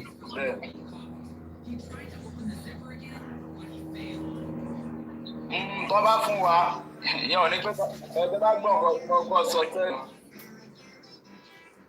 mo ní náà mí gangan ló jẹ́ ká ṣe gbígbèsè àwọn ọba wa dẹ̀ ló jẹ́ kó ṣiṣẹ́ yẹn. Okay, so disagree pé even tí a bá gba gbogbo eléyìí lọ́wọ́ Bọ́lá Tinubu. kò ní àgbọ̀ bẹ́ẹ̀ lọ nílùú kan láwọn ọba láwọn tó jẹ́ tó lórí kan lè ní ọwọ́ sí. Okay, all right, so I mean that definitely we want everybody to be participating. No, mo ń gbọ́ yín mo get nǹkan tẹ́ ẹ sọ tí mo fẹ́ mú jáde níbẹ̀ ni pé even though pé tá a bá gba gbogbo eléyìí àdàbí wà tẹ́ pé àwọn ará Scotland tẹ́ pé wọ́n ń jẹ wọ́n mu wọ́wọ́ ẹ mọ̀ pé Scotland ibẹ̀ ni Máyégún wà wọ́n ń gbádùn náà but wọ́n sì fẹ́ lọ so kò mí pé torí tá a bá gba gbogbo eléyìí náà kò mí pé ká má ti sọ pé àfẹ́ Yorùbá nation mú àbí. Àyàn mi kà sọ pé àdé lọ. Okay. Why not? Okay. All right. So but tí Tinubu bá wá ṣe tán tó tí power yẹn pa tí Tinubu bá ṣe tán tí ó padà sí north ìyẹn power bá padà sí north ǹjẹ́ a lè ronú pé lọ́jọ́ ọ̀la ó lè máa wà difficult àwọn northerners lè máa wà jẹ́ ká lọ mọ́ than bí Tinubu ṣe wà níbẹ̀ tó yẹ pé a lè tètè lọ ẹ mọ̀ pé Tinubu this is like an option láti disintegrate Nigeria. nǹkan tí mo sọ gan sí ni pé now àti kó méjì sí náà igi méjìlá kọ́ kó síná tẹ́lẹ̀ but Ọlọ́run ti wá fún wa lẹ́ẹ̀kan bẹ̀. Ìgbà tí mẹ́ẹ̀kan bẹ̀ náà ń sìn sí báwo la lẹ́yìn ìrìnàjò yìí before ti ẹ̀sìn ẹ kí bàbá tó kú lọ sí kwara. mo láì kọ̀rọ̀ tẹ sọ́nbẹ̀ yẹn ẹ bá mi repeat ibẹ̀ yẹn báwo la ṣe fẹ́ rìnrìn àjò how do we mo fẹ́ kọ́ lóyìnbó ni o how do we move this journey forward kí lẹ́yìn rò pa lè ṣe. Before 8 years. Kílẹ̀ Europe, after tí Tinubu bá ti fún wa ní gbogbo eléyìí within the 4 years, then another 4 years tó bá possible, I don't know. Kílẹ̀ Europe lè ṣe àwa the other section. Ẹ mọ̀ pé Tinubu ti wà in power. Àwa the other section tá à ń campaign lọ nísìn. Kílẹ̀ Europe lè ṣe moving forward fún ìrìn àjò yìí. Àwọn ọba gbọgbọ lẹ́ni, àwọn ọba gbogbo ọba tó wà nílẹ̀ Yorùbá lẹ́nìdí. So a gbọ́dọ̀ engage àwọn ọba. Engagement àbí bẹ́ẹ̀ kọ́. Kò sí bẹ́ẹ̀ fẹ́ ṣe. Okay. Because olórí ìlú bá sọ pé òun ò lọ kò ní sí fún ará ìlú kan sọ pé àwọn ń lọ. Okay, all right. I think we're happy with our brother because so that means pé tábà jọ ń sọ pé à ń ṣe Yorùbá nation táwọn kan ní Yorùbá nation wọlé ṣe èyí níranù àwọn náà ní APC wọlé ṣe so in the long run we are all on the same board. Gbogbo yẹ pé ọ̀nà táwọn ti APC yẹn ń gbà àwọn campaigner yẹn àwọn náà ń wò pé Tinubu ti wà ń bẹ̀ nísìn ó ń stabilize lọ́wọ́ ẹ̀ẹ́dó nǹkan tí work but kó ṣà make sure pé creation of more local government based on interest security poverty and then more state then later on our campaigner náà ká sì máa engage ká má dẹnu dúró so that means pé kò síjà láàrin ara wa náà nígbà yẹn. ìgbàdúṣẹ́ bẹ̀rẹ̀ ṣẹ́ gangan lílé yẹn sìn. Ṣé pé a gbọ́dọ̀ lọ sùn báyìí nísìn? Iṣẹ́ ṣe bẹ̀rẹ̀ báyìí. Tí bá gbọ́ yín dáadáa ìgbọ́n mi, a gbọ́dọ̀ lọ sùn báyìí. A lè sọ pé ọjọ́ iwájú ni nǹkan tẹ̀ ń ṣe lọ́ báyìí. Okay, ìyẹn long term, short term lẹ́yìn dín pẹ̀lú lọ́wọ́lọ́wọ́ which Bọ́lá Tinubu dẹ̀ ti débẹ̀. Ó dà ẹ ṣé gan ni. Tó ṣe ètò kọjá yẹn àgbègbè díẹ̀ ní bọ́tí ilé yẹn sì ti Yorùbá lè ṣe nǹkan kan ní ìrìnàjò ọjọ́ iwájú. Gbogbo ni Yorùbá ń lọ àti láti mójútó torí àwọn tó pọ̀ lẹ́yìn. Ẹ ṣé gan ni, mo really love engagement and thank you so much for the contribution. Ẹ jẹ́ ká jẹ́ kí ẹ lọ love money. Ọlọ́run á jẹ́ kí àwọn family á wà pẹ̀lú gbogbo wa kò ní fi wá sílẹ̀. Ẹ bá ń kíyàwó àtàwọn ọmọ thank you so much. Ẹ jẹ́ ká jẹ́ kí brother wa lọ. Mo ń bọ̀ yín tẹ́ ṣe fẹ́ wọlé. Now ọ̀rọ̀ jáde níbi tí brother wa yẹn sọ̀rọ̀ sí ọ̀rọ̀ yẹn pọ̀ tó jáde. But ẹ jẹ́ kí n padà mo kíyàwó Abọ́sẹ̀dé thank you so much love money. Ẹ̀gbọ́n mi Simon Adébísí mo kíyàwó Wúràọlá Tremo Medical Healing Bashiru okay bàbá àgbàlagbà ni wọ́n ẹ ṣé gan ni mo kí happy Sunday Idris Abimbola mo kí tọ̀wọ̀tọ̀ mo fi dárúkọ gbogbo yín ẹ yẹ kí n padà sórí kọ́mẹ́ǹtì tí mo ní mo rí lórí ìkan náà program wọn àtàṣe níjọ́ Friday Tinubu is doing his own àwa ń ṣe tiwa okay I just DM you Ogibe okay ma check it later anyone I beg you to please stop associating Tinubu with Yoruba nation because he did not want to hear anything called Yoruba nation. Ìyẹn pé Baba Bola Tinubu kò fi gbọ́n kankan tó ń pè ní Yoruba nation. Wọ́n lọ further, wọ́n ní you mention his achievement in Nadeco. Bí èmi ò mọ̀, wọ́n ní mo sọ pé mo mention achievement Tinubu ní Nadeco. Wọ́n ní you are wrong because Tinubu was doing two-face while in Nadeco. Now, ìbéèrè tí mo fẹ́ bi gbogbo ọmọ Yorùbá nísìn ni pé do you think that Bola Tinubu is doing two-face pẹ̀lú àwọn Yorùbá nísìn? ṣé Bọ́lá Tinubu ìjọ ń ṣe ojú méjì pẹ̀lú wa lọ́wọ́lọ́wọ́? Mr. Michael on Instagram, Koiki, don't let us beat around the bush. No matter how much appealing and persuade, most of the kings won't help the situation. They are all slaves to the government. Ogibi ẹ sọ pé bàbá wa Bọ́lá Tinubu ń ṣojú méjì. Ta ló tún agree pẹ̀lú comment yẹn? Okay, Mr. Michael tún ní, even if Tinubu give you all what you wanted, power will shift back to the north. What is the hope for Yoruba after he have left the presidency? Ìyẹn ló ṣe sọ pé a gbọ́dọ̀ make sure pé we intensify in what we are doing. Mo kí gbogbo alẹ́ nǹkan sí pé happy Sunday níbi tí a ti ń jíròrò lórí ọ̀rọ̀ Yorùbá nation àti ilẹ̀ Yorùbá. Ilẹ̀ Yorùbá ò ní dàrú. Gbogbo táwa ń fẹ́ ó dà ń pé the same thing náà ni brother wa yẹn fẹ́. Ìtàwọn kan sọ ni pé tẹ́ bá lọ náà ẹ fẹ́ Yorùbá nation nìkan tó bá lọ gbé Tinubu wọlé problem ló máa jẹ́. Now tí Tinubu ti débẹ̀ wọ́n ní àgbọ́dọ̀ dákẹ́ iṣẹ́ yẹn gbọ́dọ̀ máa lọ ó dà pé èèyàn kan náà tó fẹ́ wọlé ẹja sáré gbọ́ ẹni tó bá ti sọ̀rọ̀ ká máa disconnect yín so that kí a má máa ní background. Wọ́n ní Bọ́lá Tinubu will choose Nigeria over Yoruba nation. So ìyẹn náà máa dàbí Ọbásanjọ́ nìyẹn. Ọbásanjọ́ ní my Nigerianness is better than Yorubaness. Ẹ káàbọ̀ sórí ètò happy Sunday ẹgbọ́n sókè. Family wa. Àlàáfíà gbogbo family wa. Tẹ́rí ẹ̀kọ́ ti fojú mú wọn. Ifo tó bá jẹ́ pé PC ló ń ṣe ẹ̀kọ́ tí ń fojú mú wọn. As in for me, ẹni tó bá jẹ́ ẹni tó máa ń reason dáadáa, like tó dẹ̀ ń wo nǹkan tó ń ṣẹlẹ̀ nínú ayé for now, a máa rí pé Yorùbá ò ní future Nàìjíríà. Yorùbá ò ní future nínú Nàìjíríà. Kí ló dé tẹ́ ṣe sọ pé kò sí future fún Yorùbá nínú Nàìjíríà sà? Ok, ẹ wo tí dọ́là, ẹ wo rate tí dọ́là wà. Ẹ máa rántí pé ọmọ Yorùbá ló wà níbẹ̀ as a president o. Mo fẹ́ kẹ́ máa factor yẹn mọ̀ bó ń gbọ́ yín sà. Nǹkan tí mo fẹ́ béèrè lọ́wọ́ yín ni pé ètò lẹ́yìn Tinubu ṣe báyìí tí dọ́là yẹn máa fi wá sílẹ̀. ó náà ń stabilize ẹ̀ lọ́wọ́ ni kì bó ṣe dé bẹ́ẹ̀ ni kò tí ì lóṣù mẹ́fà náà kí la wá ń kánjú fún ìtọ́ máa sọ fún mi nìyẹn ni mò ń sọ fún yín o ẹ mọ̀ pé mi ò jẹ́ agbẹnusọ ẹ̀. Ṣé mọ̀ pé Tinubu tún fẹ́ yáwó ọ̀fíìsẹ̀ǹtì. Normally nìyẹn àlówó kankan tẹ́lẹ̀ ìbẹ̀lẹ̀ ti fẹ́ kó rówó tó máa fi rán gọ́ọ̀mẹ̀ntì tó máa yá ni. Ṣé mọ̀ pé rate tí dọ́là wà kò ní lọ sílẹ̀ ó máa lọ sókè ni. Buhari sọ pé ó máa ṣe ní 1-to-1 bí a Tinubu náà máa ṣe kó tó tọdún mẹ́jọ èmi kàn sọ ni mo ń sọ ni mo ń gbádùn yín sà. Àwọn kọ́kọ́ wà tá máa ń sábà wò lára èèyàn gẹ́gẹ́ bí àwọn olórí Nàìjíríà tó dẹ̀ bí quality ẹ̀ gangan.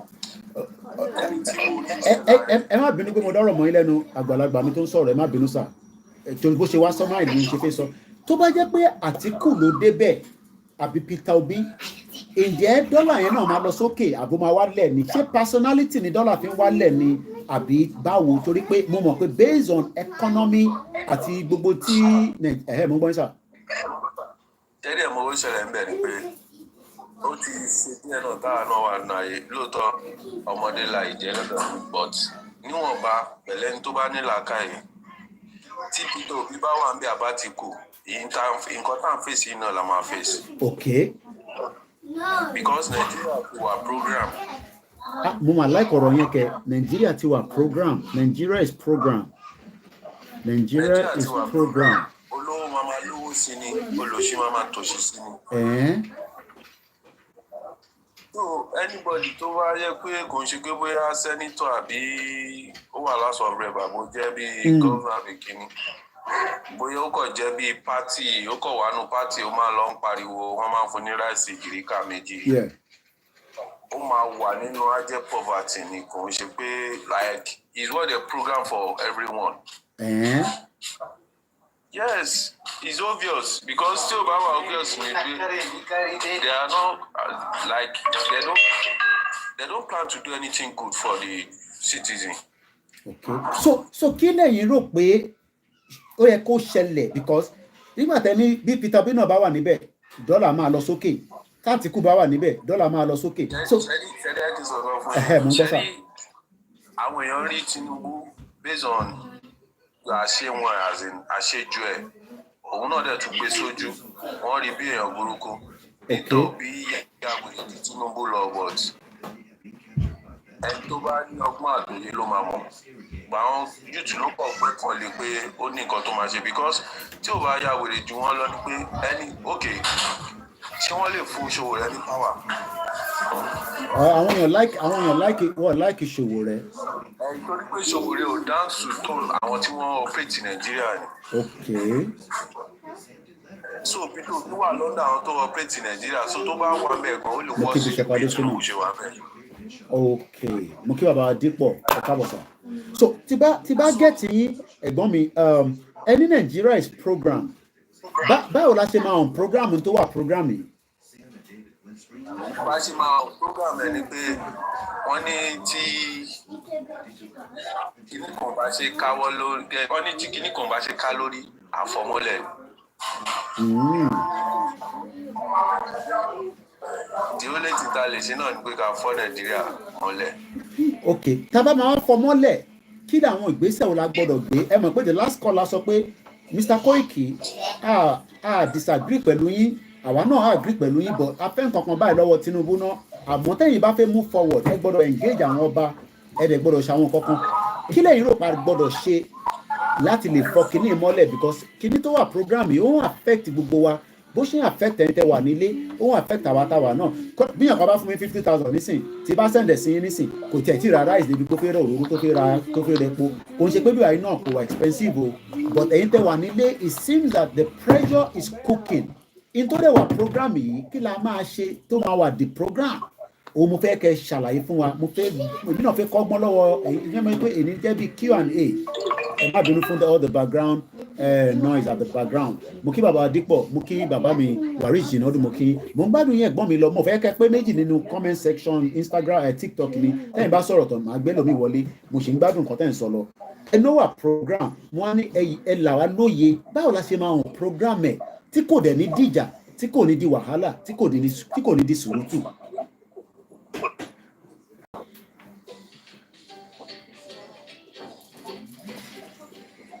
Okay, bí a network yẹn ó ń delay ṣe gbọ́n nǹkan tí mo sọ sà.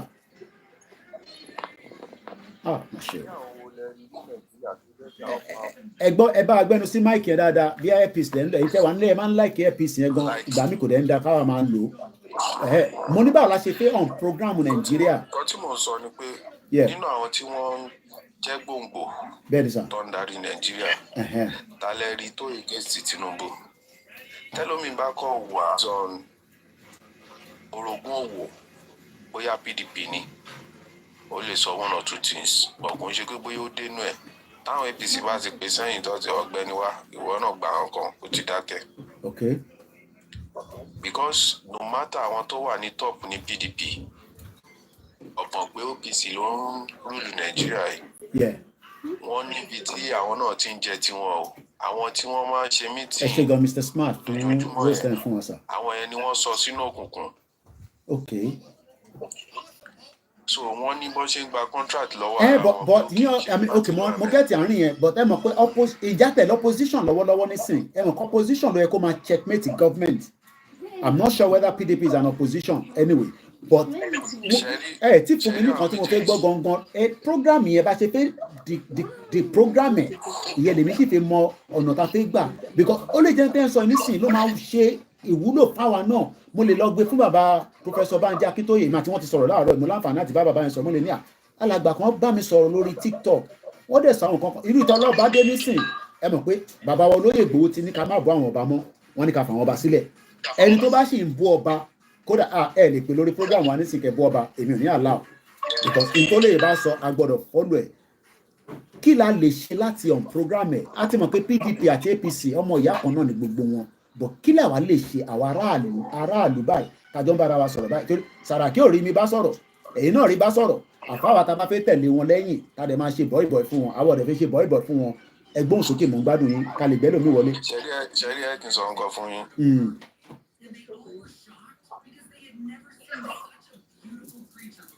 Mo lóògùn like nǹkan kan iyẹ̀ náà ní kí ẹ máa kú so téèyàn bá ti kú a ṣe nǹkan tó bá fẹ́ ṣe.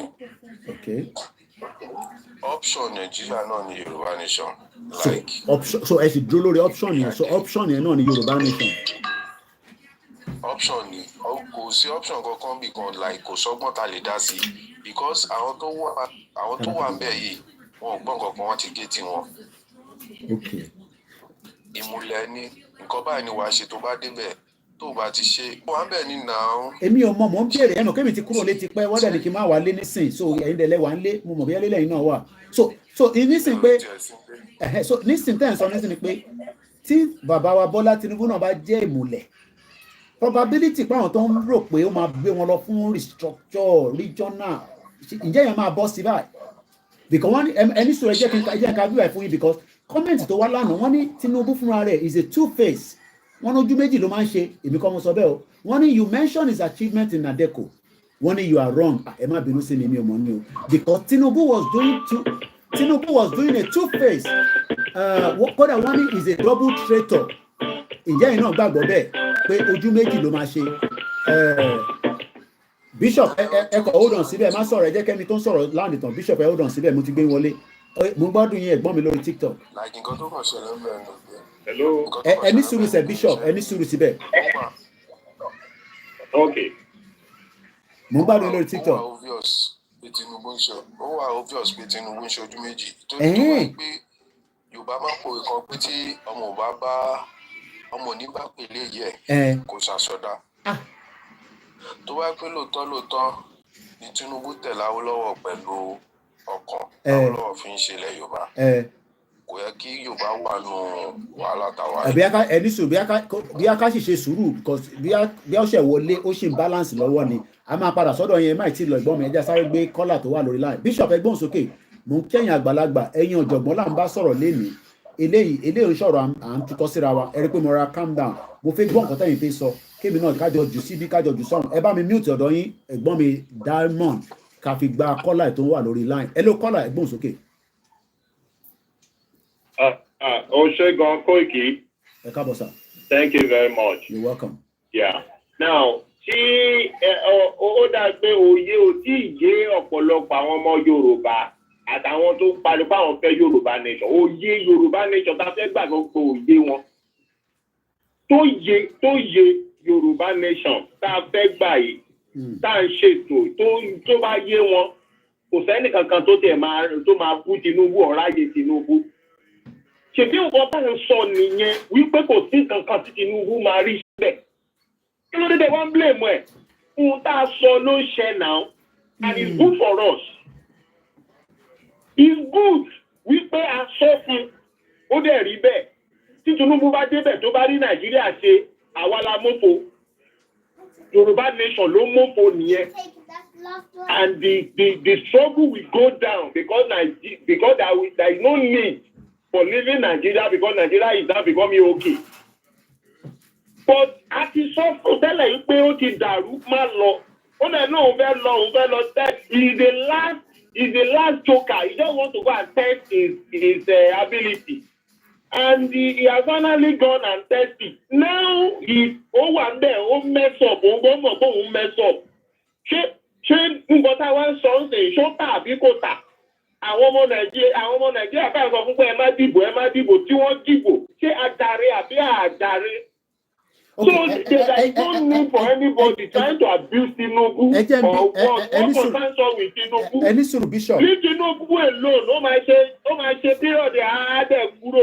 Then Yorùbá nation ìbéèrè tó ń béèrè gangan wọn tí answer ẹ̀. The question you are asking is what should we be doing to resolve all these things? Kò sí nǹkan tí anybody lè ṣe ju wípé Yorùbá nation is the strategy, and that Yorùbá nation strategy òun ni wípé nísìnyí gbogbo ẹ̀yin bóyá ẹgbẹ́ lẹ wà ní o bóyá individual ní o bóyá o fẹ́ form new ẹgbẹ́ ni ẹ máa lọ duplicate parastatal of government ilẹ̀ ẹ máa lọ ṣiṣẹ́ everything is not campaign or protest àwọn ológun àwọn ẹran fèsì yẹn. Ẹ máa lọ ṣiṣẹ́ go and duplicate parastatal of government in the name of one group or the other. Iṣẹ́ tí ẹ̀yin fẹ́ gbé dání nìyẹn and effective at it. Ṣèbáwá kan la ṣe owó yìí. Ìyẹn ti kúrò bẹ́ẹ̀ nìyẹn. Àwọn passport wà bẹ́ẹ̀ àwọn olófẹ́ ṣe yẹn. Okay, what about the embassy? A gbọ́ pé àwọn kan wà lórí yẹn Yorùbá office. All right. Iṣẹ́ pọ̀ lọ tàbùà. Gbogbo ẹgbẹ́ yẹn àbí ẹ̀yin tẹ́ ń pariwo pé Yorùbá ẹ lọ come together, ẹ gbéra yín jọ, ẹ look into the parastatal of government. Ẹ wọ áńgù tẹ̀yìn ní interest láti ṣe. Ẹ jẹ́kẹ́gbẹ́ yín jìyàn mú, ẹ máa ṣiṣẹ́ lórí ẹ̀. Kó dẹ̀ wà effective. Tẹ́lẹ̀ jẹ́ tí bàbá Akíntóyè mọ̀ pé iṣẹ́ táwa gbé dání rèé o. So it will be established. Ẹ dẹ̀ máa rán ọ̀nẹ̀. As a shadow, so it's as simple as that. A shadow government. Yes. Nǹkan tó yẹ kẹ́ tó ní ká kó máa ṣe ń sìn nìyẹn. Concerning currency àwa ti dìyẹn mú. Ó dẹ̀ ṣiṣẹ́ globally. Okay. So tẹ́ bá àwọn ọmọ Igbo look at the 3-day conference tí wọ́n ṣe. Look at how ó yà mí lẹ́nu tó sọ wípé àwọn ọmọ Igbo kan wọ́n ṣe ATM machine outside Nigeria. Nigeria dẹ̀ náà wọ́n ṣe ATM machine wọ́n gbé lọ sí outside Nigeria tó yẹ pé àwọn ọmọ Igbo ń lò fi ń withdraw owó ní ìlú onílùú wọn nígbà tí wà ń bí báyìí wọ́n withdraw.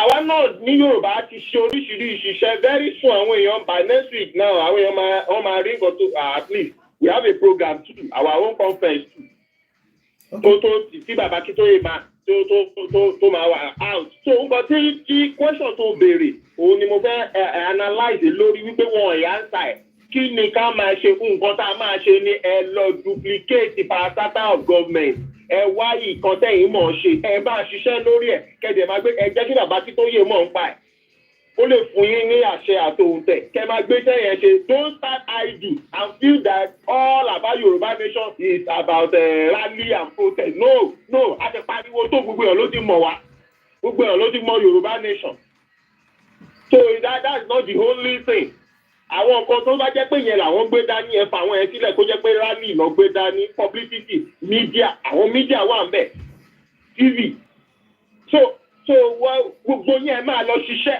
ẹ lọ gbéṣẹ́ kan dání ẹ máa lọ ṣiṣẹ́ not be talking you are expecting Tinubu to do something and you are saying you are looking for Yoruba nation what kind of Yoruba nation are you looking for if you are expecting Tinubu to do something you don't need Yoruba nation it's a simple logic.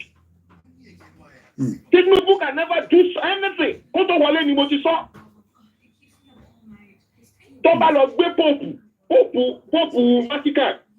Tó bá lọ gbé Póòpù Vatican kó wá jẹ president in Nigeria, ó máa fọ́kọ̀. With that constitution and with the corruption that is at the deep root in Nigeria, we are saying the contraction should split. And unnecessary kó jẹ́ pàtọ́wọ́ wa ló ti máa split níbi tó dé yìí. But we should agree that it should split. That's the kókó because àwọn ọmọ Igbo bọ́ ṣe wà wọ́n lọ and there is nothing we can do about it. Tó bá dẹ̀ ti yá tó ti gbẹ́kẹ́bẹ́ lọ́dọ̀ tiwọn títí wa ní ká defend ara wa ká dẹ̀ ti prepare sílẹ̀ but we are not all yet prepared. Ṣé nígbà tá a bá gba ìlú aláyẹsẹ̀ máa wá passport international passport ni lè lo passport Nàìjíríà mọ́ tá a bá gba Yorùbá nation lé ní àwọn tó bá fẹ́ wá wálé kọ́ kí wọ́n máa lò wálé. So all those should be in consideration. Àwọn olóhùn dúdú yẹn náà wọ́n ti wà ńlẹ̀. Okay, is that not the work everything, of any sort of bishop, any sort of, because I have a lot of questions. I'm shocked with caller. Can you call us on TikTok and to all TikTok? Ṣé gbọ́n kan tí caller wa ń sọ ṣe ní point méjì mẹ́ta tẹ́ fẹ́ sọ níbẹ̀ kó tó di pé mi sọ̀rọ̀ sà. Mo gbọ́ nǹkan tó ń sọ. Ẹ̀gbọ́n sókè.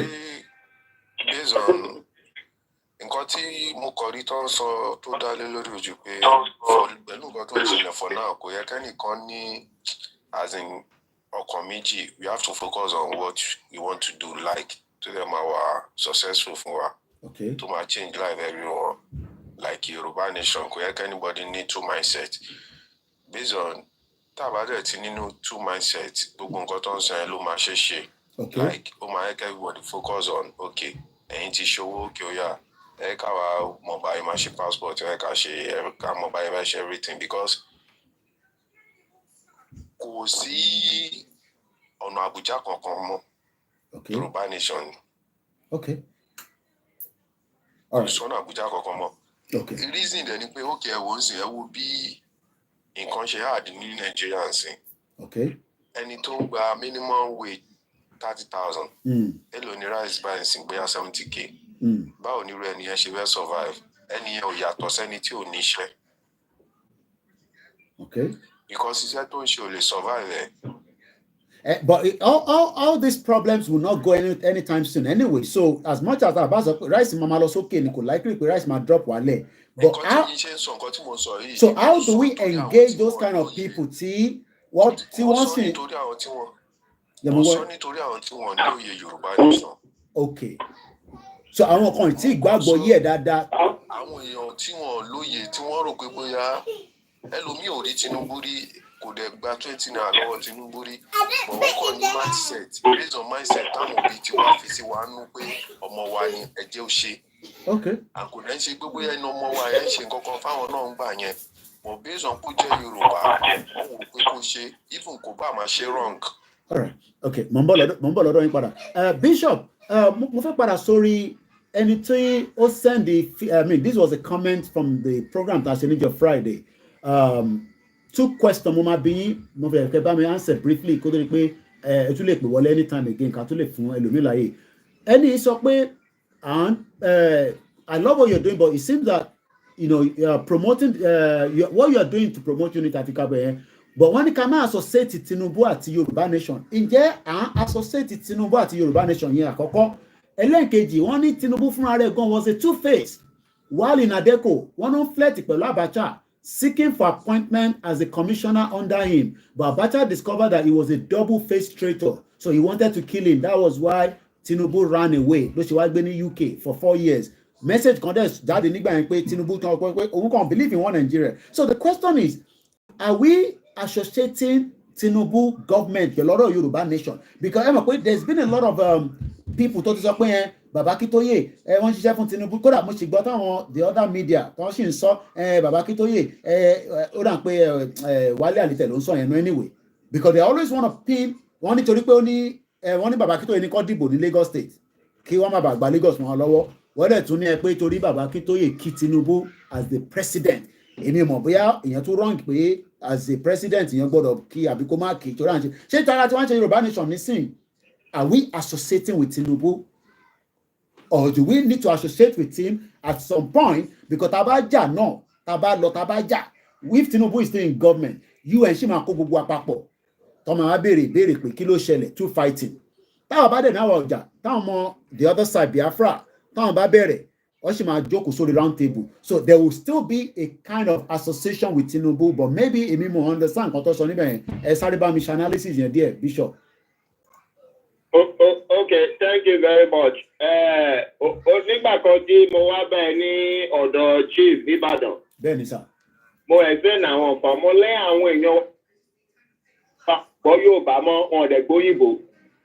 There is always communication feedback problem with Yoruba people. Only few that are well in depth in knowledge understand. If I want to pè àwọn professor, wọn ò gbọ́ Yorùbá, òyìnbó yìí wọn ọ̀dẹ̀ gbọ́ dáadáa. So wàá máa sọ ọ̀rọ̀ kan fún Yorùbá wàá máa tẹmọ wàá máa ṣàlàyé kó tó yé Ọlọ́run máa gbà wá níbẹ̀. The word association with Tinubu is completely wrong and out of it. Okay. Yoruba nation is not associating with Tinubu. Yoruba nation is negotiating with Tinubu. So tí bá gbọ́ yín dáadáa, there's a difference between the right word. There's a difference between association and negotiating. And negotiation, yes. What we are doing is negotiation. Okay, so are we right to negotiate with the government? Is another we question. We have the right to negotiate with the government. I'm a negotiating on at the end. I'm a negotiating on. Okay. We have to talk. Okay. And because Baba is talked about, because Baba is mentioning Tinubu, if Tinubu is not there, if Buhari is there, we will mention the president. He's the president of Nigeria. We have to negotiate with him. Baba wrote Buhari now. Is Baba associating with Buhari by writing it? We have to negotiate with him. Now, Tinubu is the Omo Yorùbá now. We have to rewrite him again and talk to him with our fellow. Okay, so ṣé bàbá ní right ìyẹn bàbá wa Professor Adébánjí Akíntóyè mo sì rí bàbá bá sọ̀rọ̀ láàárọ̀ ẹ̀ àwọn kódà àwọn gan lọ pè mí nígbà tèmi náà pé wọ́n ṣàpèrè wa padà ṣé bàbá ní right láti máa kí Tinubu pé ó kú oríire pé ó jẹ president ọmọ wa ni. He has is 100% right to, even if it's Buhari or any Yalo president, he has the right to greet the person and congratulate him for winning the election. If it's Yoruba or not Yoruba. Okay. Because we are still under the Nigerian umbrella. All of us are still Nigeria. Okay. And we have said that we are not fighting. We have said we are not fighting. Okay. Okay. To get a point. Even though they don't want to. Yeah. Okay. So I want to associate with Lugogoni Biafra. We associate with their personality, self-determination for all our major don't fight for. I want to associate with Luni. But associate now, not literally the route down on law, not like to my law. No. We are independent. We have our own. They are fighting for self-determination. We are fighting for self-determination, and we recognize them. Okay. So we associate with them. If you kill one Biafra, we will talk as a Yoruba nation. Because what you are doing to them, very soon you come and do it to us. That's the meaning. Because we are standing for the same thing. So àwọn Yorùbá tó máa ń sọ pé ká má ní kankan ṣe pẹ̀lú àwọn Biafra, because they are ignorant. Okay. They are myopic. And go and look at them very well. Those people have no contribution in Yoruba nation. Okay. Bishop, one more thing. Yorùbá ní ẹgbẹ́, Yorùbá ló sọ wípé ẹgbẹ́ lẹ̀yẹ ń wọ́tọ̀. Kí ló lè ta ṣe lọ join UNPO? Ṣé báwọn ẹgbẹ́ tó fẹ́ fi ìlú lẹ̀ nìyẹn? Ṣé báwọn ẹgbẹ́ tó fẹ́ fi ìlú kan lẹ̀ nìyẹn tó fẹ́ dá wà? So we join them to be part of them. We associate with them. Okay. The more we are many, it's good for us. So because we are two in Nigeria, it's good for us. Tomorrow when we become three, we associate, we become many. So it's good for us. We associate. We associate with them, so we become many. Okay, so we recognize them. So Nigeria no recognize the one yet. I want recognize our. Okay. So we can be legitimate. So recognizing that Biafra no fe lo yen kò mí pé ọ̀nà tó fẹ́ tọ̀ la fẹ́ lọ, but I can associate based on the fact that they are fighting for the same thing that I'm fighting for self-determination. Yes, that's association. Yes. Okay, one last question. This question came through our website. You can always send a question, an individual question and answer. So in case you don't know, it's a Q&A, and we want you to send your question as well. Listen. So into mo fẹ́ bẹ̀rẹ̀ nísìn because mo ṣì ń gbádùn analysis Bishop gan lọ, mo kí gbogbo èèyàn wa èyí níjọ́ Sunday. Bishop, we received a question from our website. Mo ní dárúkọ ẹni náà. Ó ní, why is it that the United Nations did not want we Yorubas to have a referendum vote to cease out of Nigeria? Mo fẹ́ kẹ́ bá mi answer question yẹn sir. Where did he get that information? It's not everybody that just come and talk. Where did they get the approval or analysis from? Number one, United Nations doesn't give country. Okay. United Nations is just association of country, independent country. Okay. That's all. There are many people, many officers working in United Nations who want Yoruba Nation to stand. There are many officers that are United Nations staff. As an independent people here, as an individual, let's say individual, yes, as an individual that are read into Nigeria and desire that Nigeria should break. Okay. And that Yoruba is their interested part. Okay. They are planning to come and invest in Yoruba land. When they come to Nigeria, Yoruba land, they come to stay. Some like the eastern part, like that. Okay, where did he get the information that United Nations did not want us? People don't. I want not like you be the question. Am I hammer? Yeah. This individual does not know. Yeah. So the question is asking is why he didn't know. Yeah. Okay. He doesn't know, because if they know, they'll probably not be asking. Yeah. You know, the reason why we are here, and you need any knowledge.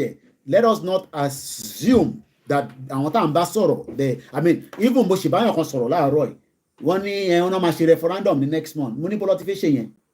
These are beer parlor conversation, but we must explain to our people, because If we don't explain and we just say what's in Mononi, they might not know. So the question is, why is it that the United Nations did not want we Yoruba to have a referendum? Number one, United Nations has not said we should go and do a referendum. Referendum should be in the constitution. But constitution Nigeria on a referendum, referendum clause. So Tabalowo, Baba Akintoye sọ nínú the manual script tí wọ́n gbé jáde ní 2 years ago. Towards the end, mo ti ka kíní síta, ó wà lórí social media. Àti kà ní English látòkè délẹ̀. It took me 2 hours. Towards the end, Baba Akintoye said, and I quote, mo fẹ́ lọ mú jáde, what he actually said, that if Tabafe law, this will be like the options on the table. That option is we can continue to push message towards our representative to allow them to have a referendum clause, in the constitution. How that is going to happen, I don't know. Mufe Kadensita, it says, and I quote here, as a deliberate weapon of towards the end. Koiki. Yeah. Koiki. Yeah. Yeah. Let me just go straight forward.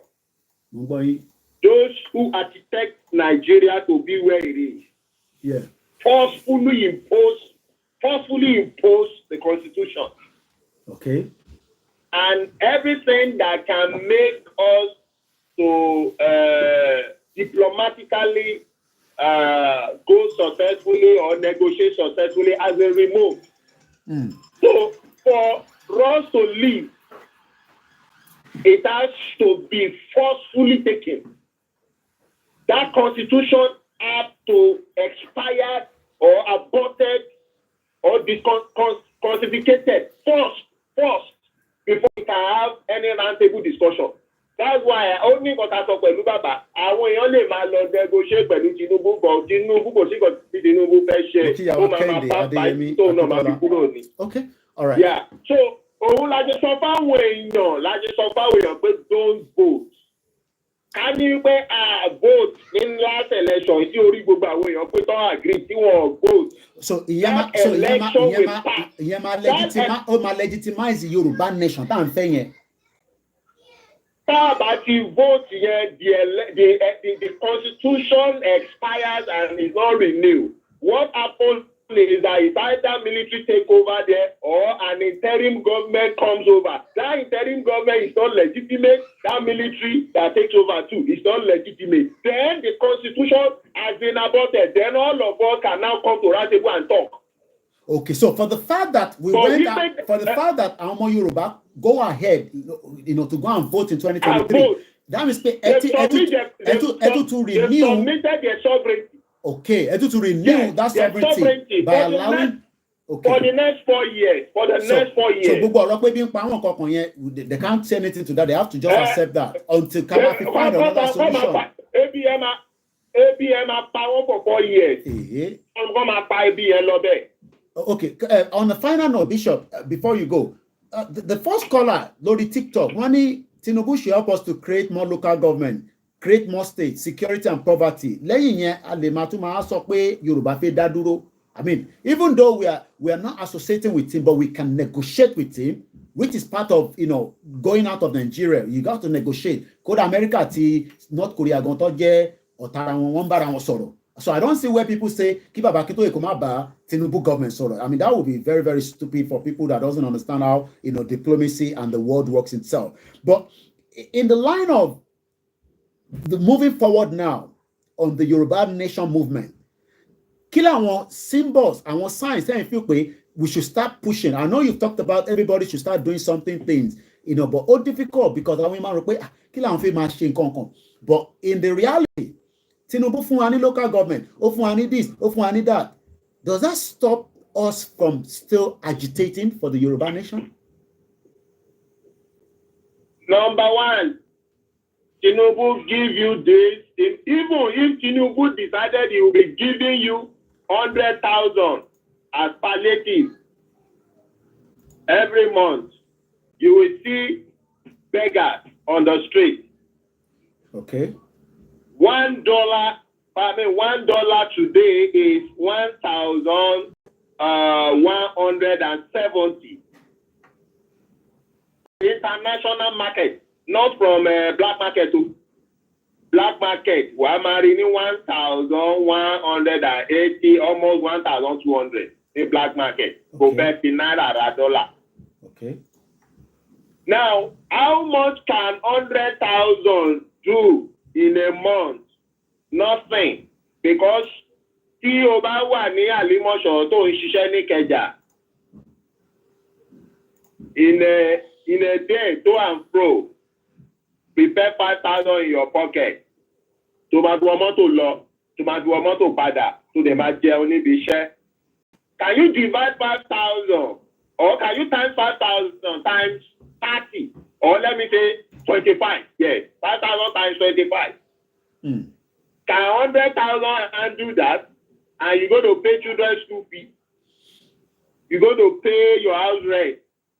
Now, a house rent, a room and parlor self-contained, that's a mini flat, goes for 350 or some other places 400,000. In Àlímọ̀ṣọ́ area, not to talk of Isolo, Mushin, Lekki Island, those are very expensive and dense area where a self-contained can go for 500,000, half a million. A mini flat, a room and parlor self-contained can go for half a million in those places. Not to talk of 2-bedroom flats, àwọn ẹ ti wọ million plus in a year. Iṣẹ́ wo ló ń ṣe tó lè fi sọ̀rọ̀? Àwọn èèyàn wà ní tàǹtì tó yẹ pé wọn lálọ́dún kan da ẹrù wọn síta.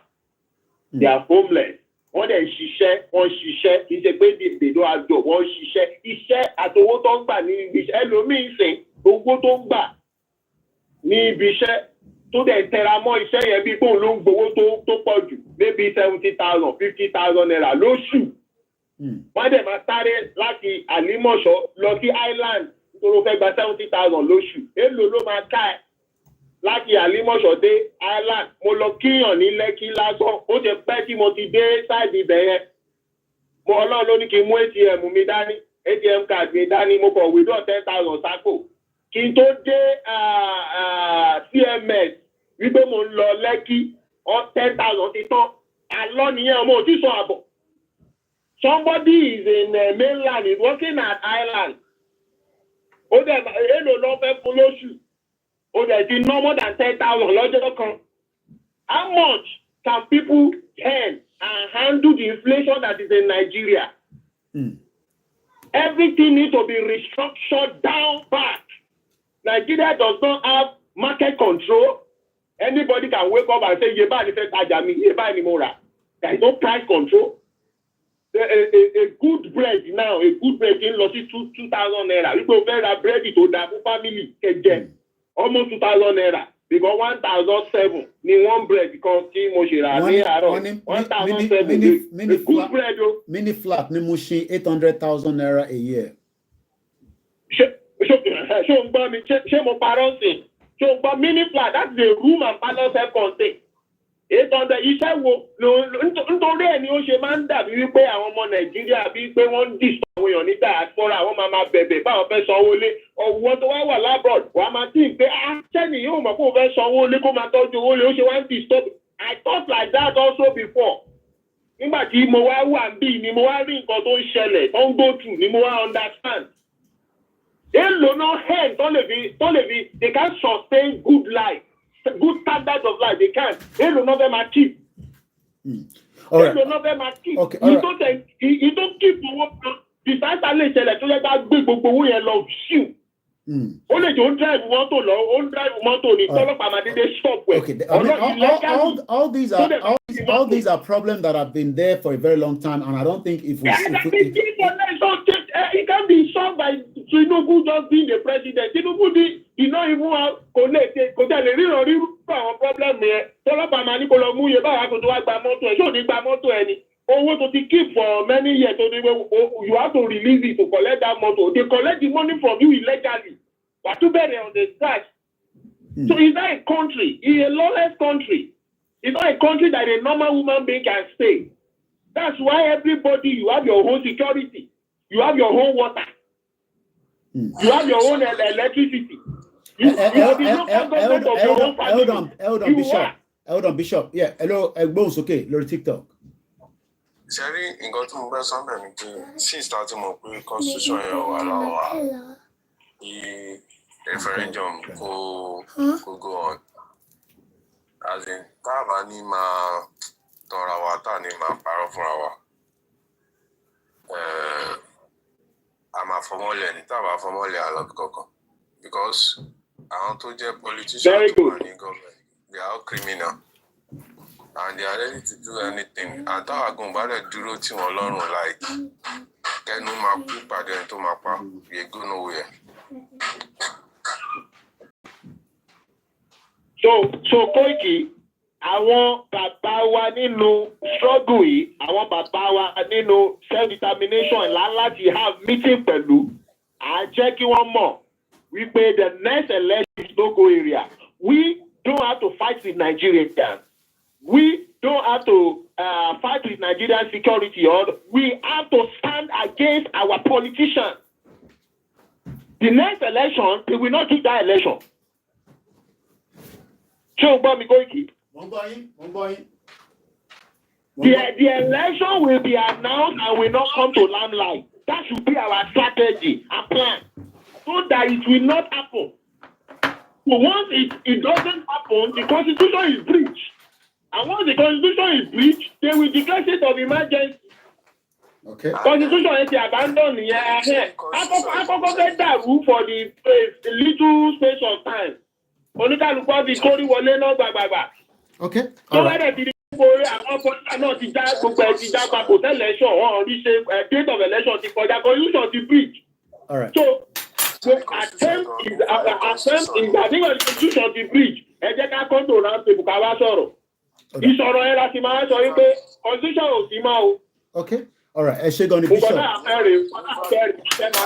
Peacefully.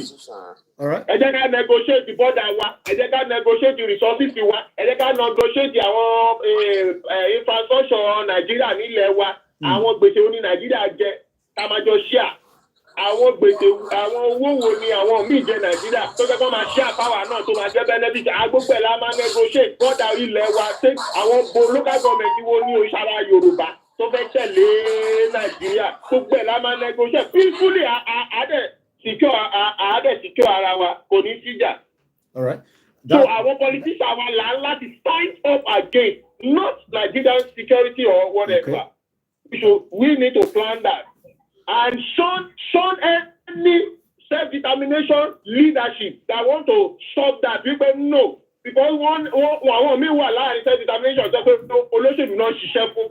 We should be intelligent and know that. Okay. Thank you. Thank you so much. Bishop has given us a lot of areas láti play with. That was a very lengthy one, almost half an hour. Ẹ jẹ́ n padà sórí TikTok kó tó di pé màá jẹ́ kí brother wa náà lọ relax dẹ́ ká tó tún gbẹ́ lómi wọlé. Ẹ ti gbọ́ as much of ti Bishop sọ. Àwọn kí ni point ẹ̀ ń fẹ́ mú lò nínú ẹ̀ àti pé kí làwọn tẹ́ fẹ́ yọ nínú ti Bishop bá wa sọ nísìn.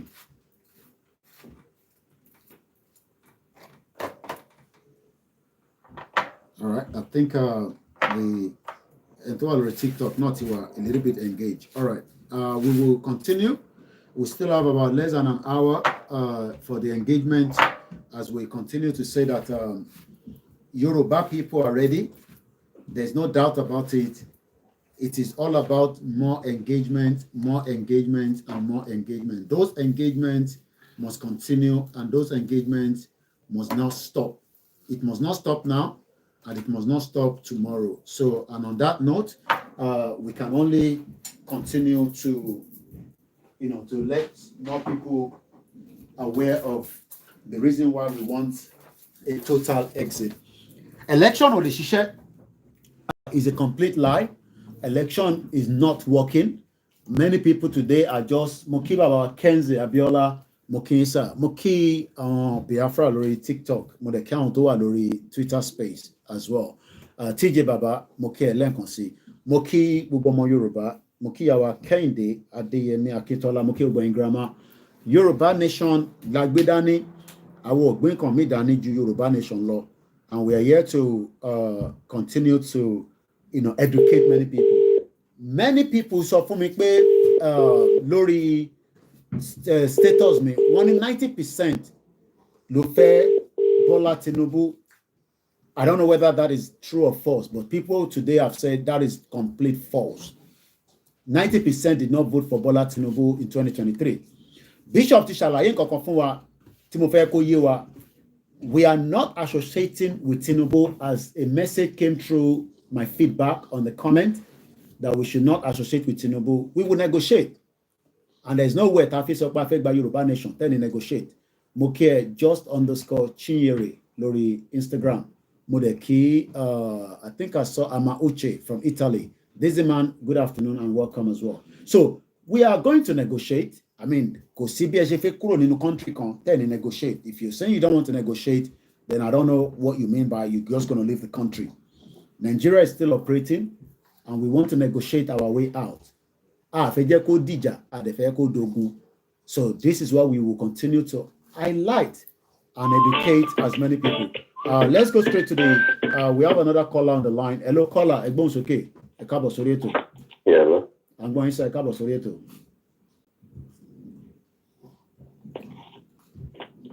Hello. I'm going ẹ ti wà lórí ètò ẹ̀gbọ́n sókè. I'm going. Okay. About you see, the issue we have is it's not so much in pé káwọn èèyàn kan mọ̀ pé okay kan wò láti pé ebi ti ń pa wọn. That means pé àwọn máa join Yoruba Nation. It's more than that. They need to understand. And to be honest with you, a lot of people don't even understand. One creates narratives. I don't want to and it also suggests a local government or not local government. It has nothing to do with what Nikota say. Because local governments will always be there. However, Yoruba Nation, we can now start doing that. Doing that is going to cost government money. So the best thing, unfortunately, and I would deliberately use that. Unfortunately, we will negotiate with government that is on seat. We have to negotiate with the government on seat. Yeah, you have to. There's no way. Now, the most problem we have is it's like we want to vacuum most of our brain. We cannot, let me use a collective word. We cannot think directly than a B. So the best thing is for them to understand why a B. And I don't think it's so difficult for people to know the difference. It's not so much of law. It's so much of looking at their welfare. It's so much too hard more. Ní láti sọ fún àwọn gan náà máa mọ nǹkan tó máa ṣe. Ní láti máa pariwo tá à ń pa ẹ̀. Tinubu will not do it. It's like I said,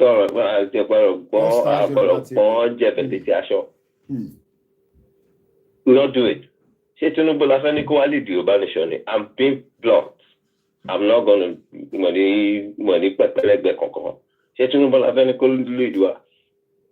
He has a reputation. We know what is going on around him now.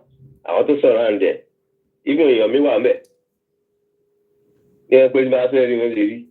So I'm not interested in them. It's over 20 years ago.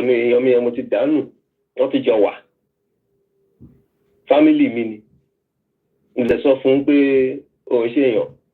But we are not associating with Tinubu, and I don't think anybody is saying that Tinubu should. Yeah, of course.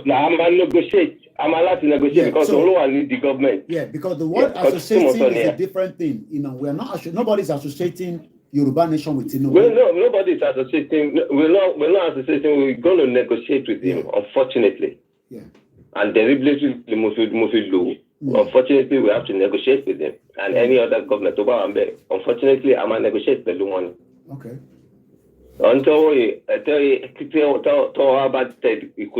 then I'm a bit fellow because a lot of them that negotiate come to Yoruba Nation, they cannot answer questions.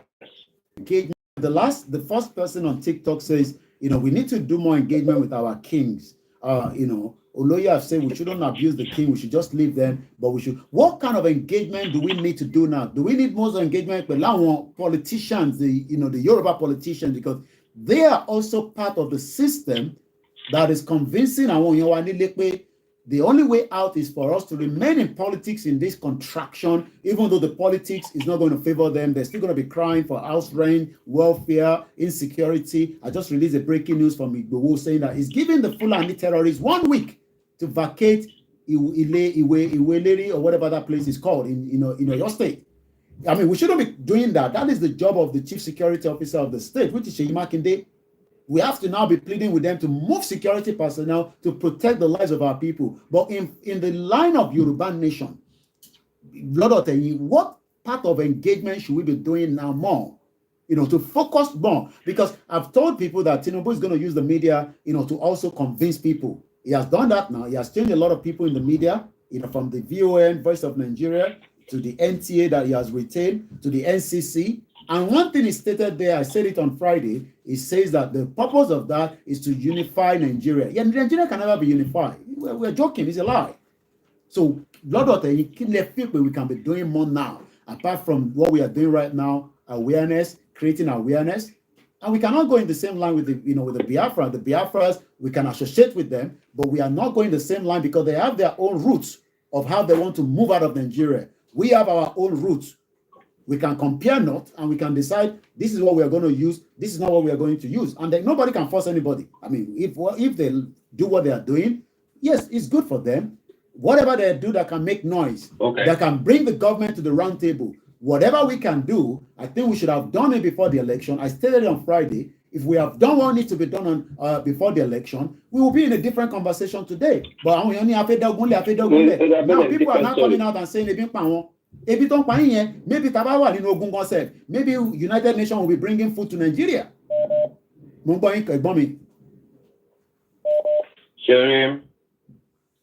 Ṣé táwọn èèyàn bá mọ̀ pé ebi ń pa wọn, àwọn kan ló máa sọ pé ebi ń pa wọn.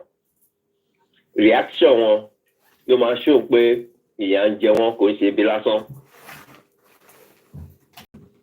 Reaction wọn, because ẹni tó bá ń pa tó bá ti lé ewúrẹ́ dé ara ògiri báyìí, nígbà tí ewúrẹ́ ò lè wọnú ara ògiri, ó máa tán padà ní face problem ẹ̀. Until we face our problem head on. Okay. We need to face our problem head on. I think we need to start ignoring people to play taban sọ̀rọ̀ kini láti understand.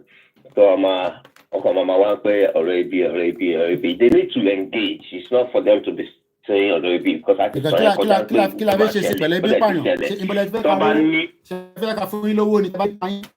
the money. What we have is we shut down the whole system, and already Maduku, I mean, even the fight that is going on in between Palestine and Israel, they allow food trucks to still go in and medical aid. If Nigeria has been in a lot of crisis, they will allow food to come through. They will donate more food to us, and even more people will be able to eat. The only thing is that you won't be able to live in your house. You'll be living in a camp temporarily. But many people say, I wanted to bring now everybody's crying.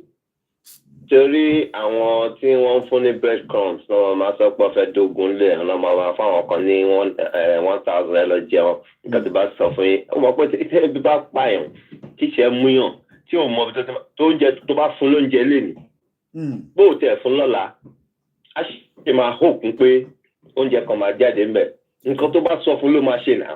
Bẹ́ẹ̀ni. á sì ṣe tí o bá bọ́ lára wọn á sì follow nǹkan tó ṣe yẹn náà because ó mọ̀ pé oúnjẹ kan lè gbọ́n lẹ́ẹ̀mẹ́ it's survival. So until we have a civil disobedience. Well, people don't understand that. They say that they are scared. Only they are scared. They are scared. People don't need people don't need to be told. There was a threat in Nigeria must shut down now. I'm about to Labour now on my protest nationwide. Yeah, what's it buying? That shows you. Yeah, they bought them. Now, Tinubu already bought them. They bribe or whatever. You can see the reaction of government on side. It's possible. Now that shows you. That shows us what we need to do.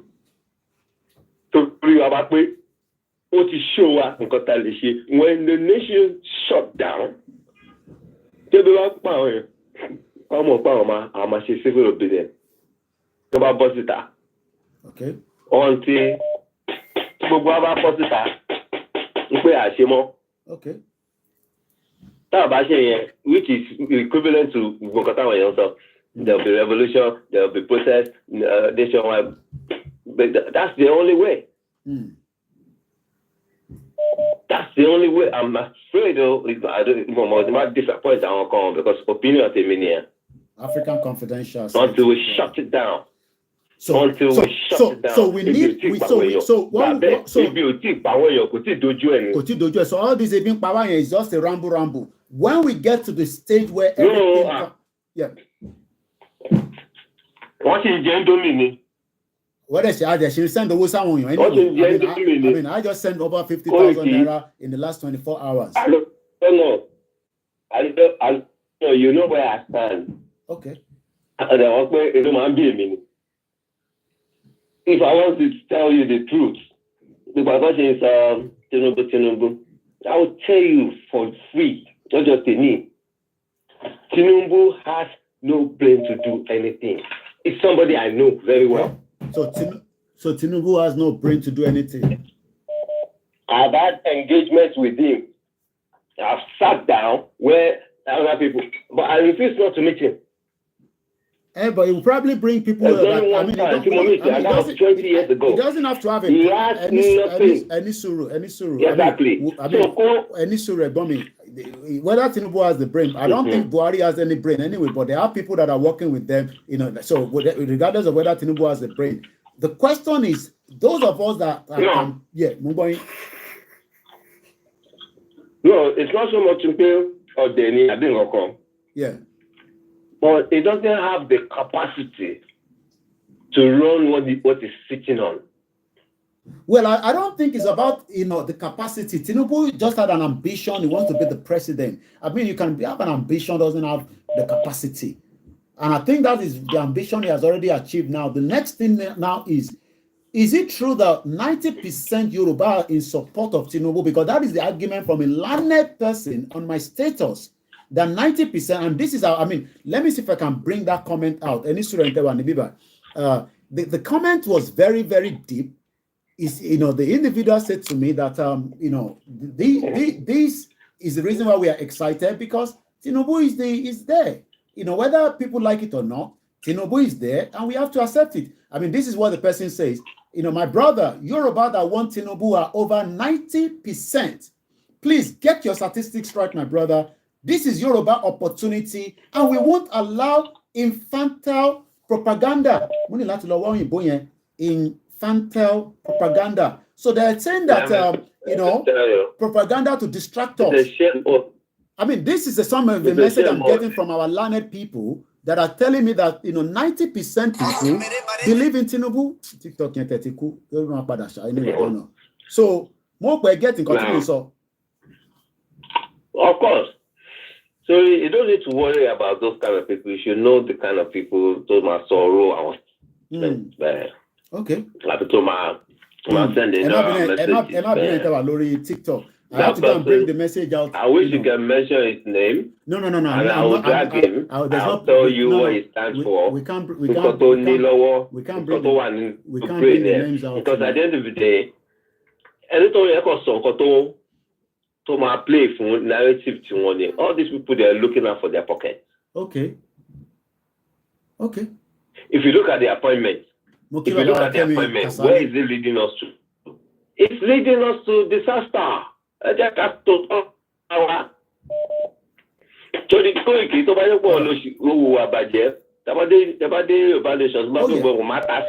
yeah, no,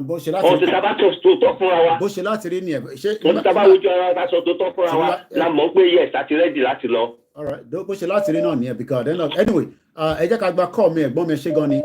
you've given us a bit of a background.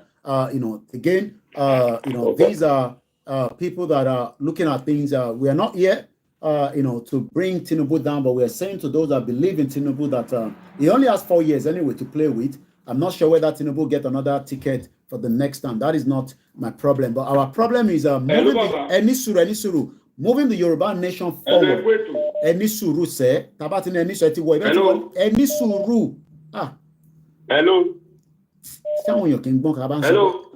Hello, caller. Monica ní sùúrù ẹ ti wọlé.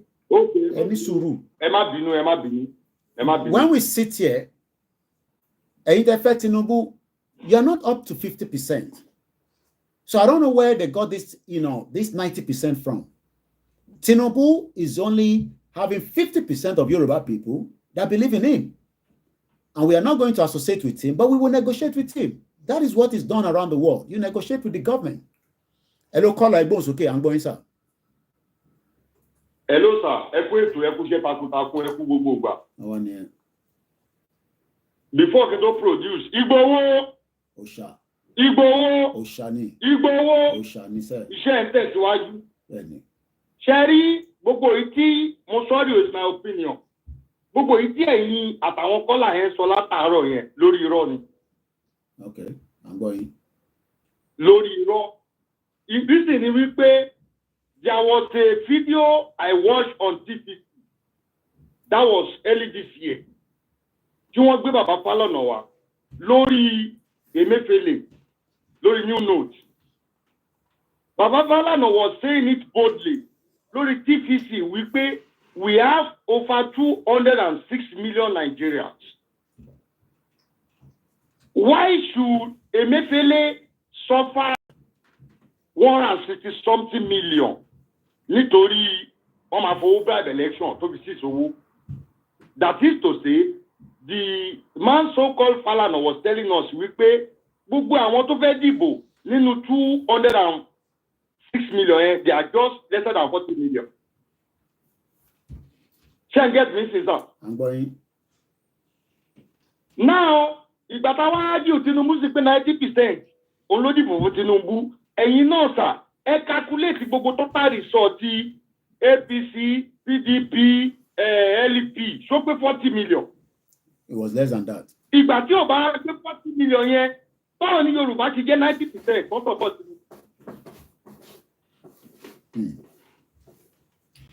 Ti get me sir. À ń gbọ́ ọ̀tẹ́ sọ. Ìbẹ́ ìlẹ́ ṣàlàyé fún wa, àbá ń gbọ́ ní kí Apalamago TV. Nígbà tí wọ́n sọ fún wa pé 90% ló dìbò fún Tinubu. Now, the total score tí Tinubu ní as number 1 is 8 million plus. Atiku 7 million plus. Obi ká sọ pé 7 million. They are lesser than 2 million. Àwọn kan dẹ̀ sọ pé 90% Yorùbá ló dìbò fún Tinubu. Are we lesser than 40 million? So, àwọn èèyàn wa tó ń sọ pé bí ń pa wọ́n tẹ̀lé Yorùbá nation. Wọ́n ò lè sọ̀rọ̀ sókè ní òní percentage yẹn ṣe kéré nínú 206 million. Gbogbo total result election tó announce is 330 million. Ṣàfòtì ni ẹni. Vote bẹ̀ wọ́n ò lè sọ̀rọ̀. Because wọ́n máa vote nínú 206 million. Ó yẹ kí result of the election gbogbo party kan ní Nàìjíríà ó yẹ kó lè jẹ́ 100 and something plus. We have less than 40 million. Ó jẹ́ result. So àwọn èèyàn ò dìbò wọn ò kàn lè sọ̀rọ̀ ni.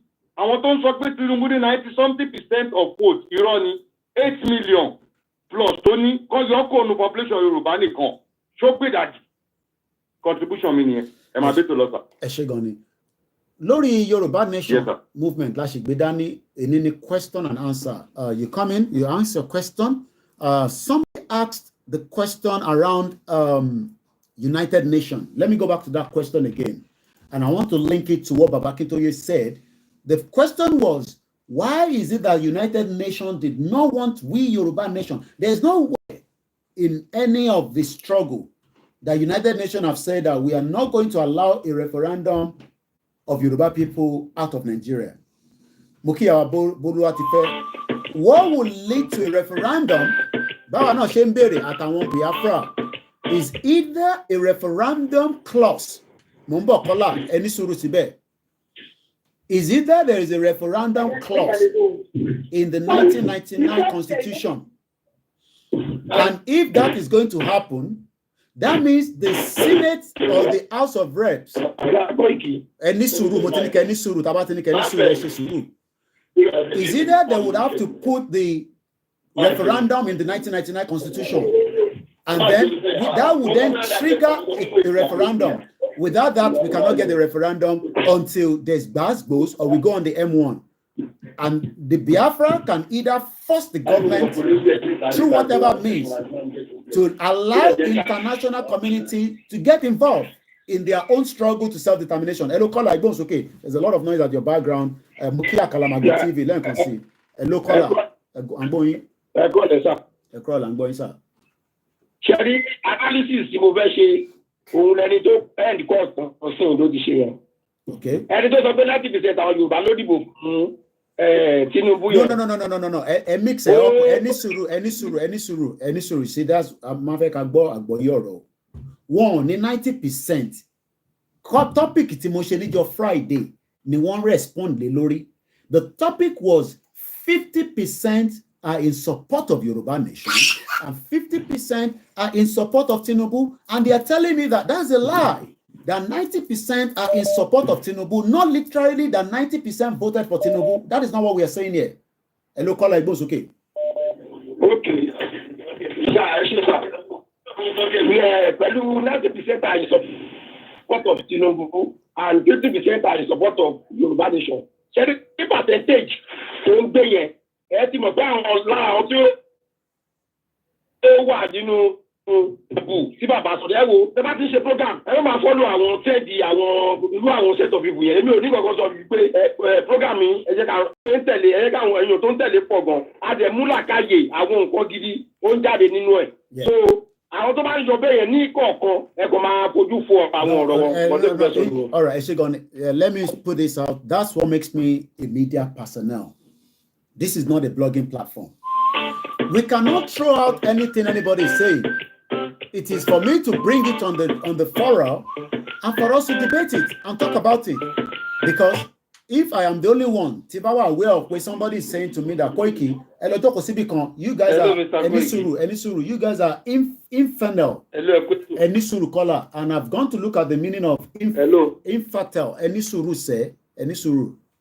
The meaning of the infertile means that suitable to or characteristics of an infant. One, this is the time of the Yoruba people. Why are you all bringing this kind of propaganda against Tinubu? And I think we must continue to also highlight it. So it's just to my brother there, Nino Abekutamo, Abekutaletik Milenko. Egbon's okay, ID Nobu, briefly. This question and answer, and we still have about an hour into the program. It won't go more than the 3 hours that we normally do as well. So let's quickly get as many people in. If you want to call in, the number is +44 74 04405917. This is Koiki Media. Hello, caller, Egbon's okay. Ẹ máa ṣe sùúrù tẹ́ bá ti ń pè. Àwa la ní kẹ́ ṣe sùúrù ẹ ti wọlé. Ẹni tó ti wọlé máa sọ̀rọ̀. Ẹ kúrò lẹ́. À ń gbọ́ yín. Ẹ go ahead, à ń gbọ́ yín. Ẹ kúrò lẹ́ kú ètò.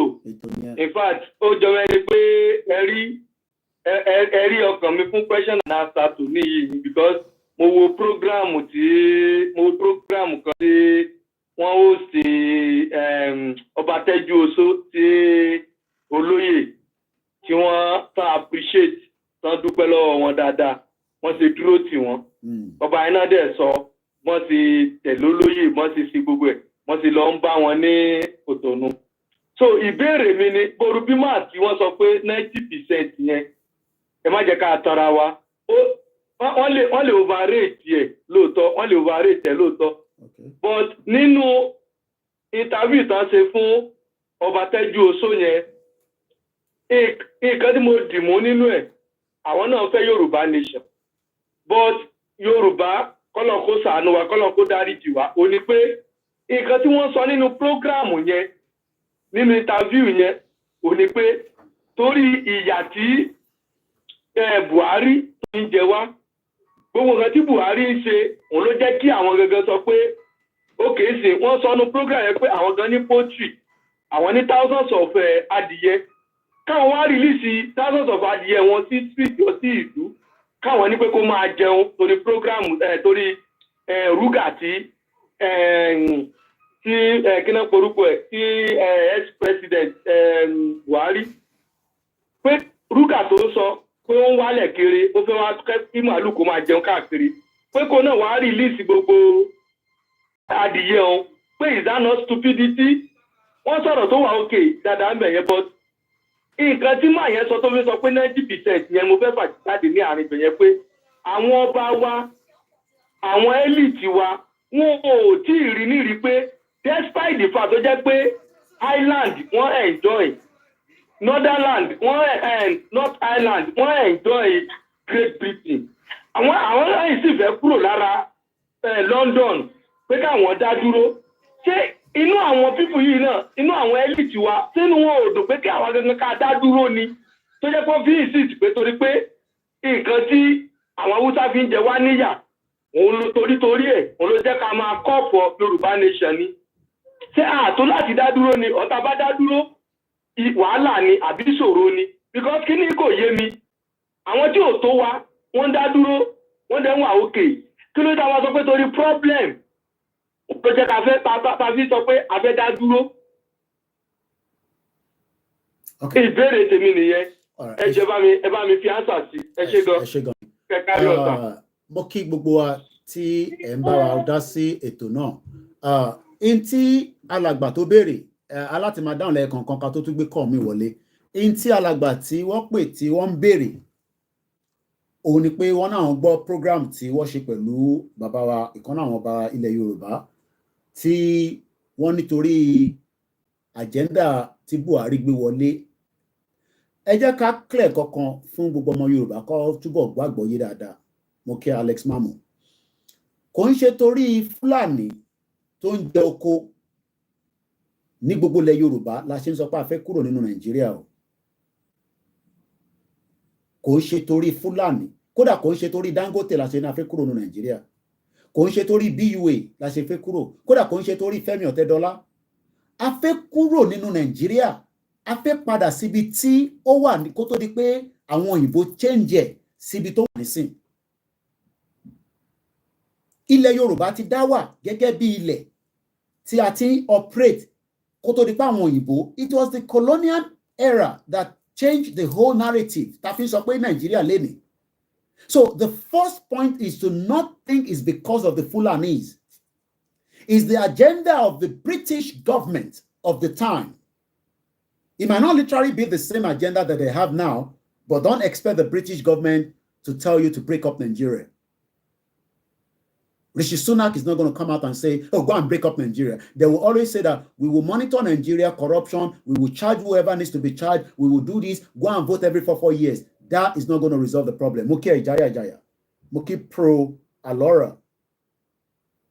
So many Yoruba rope we boya lokun ara won Muki our beauty amokwe. Happy Sunday once again to every one of you that have joined the live transmission. It's a Q&A today.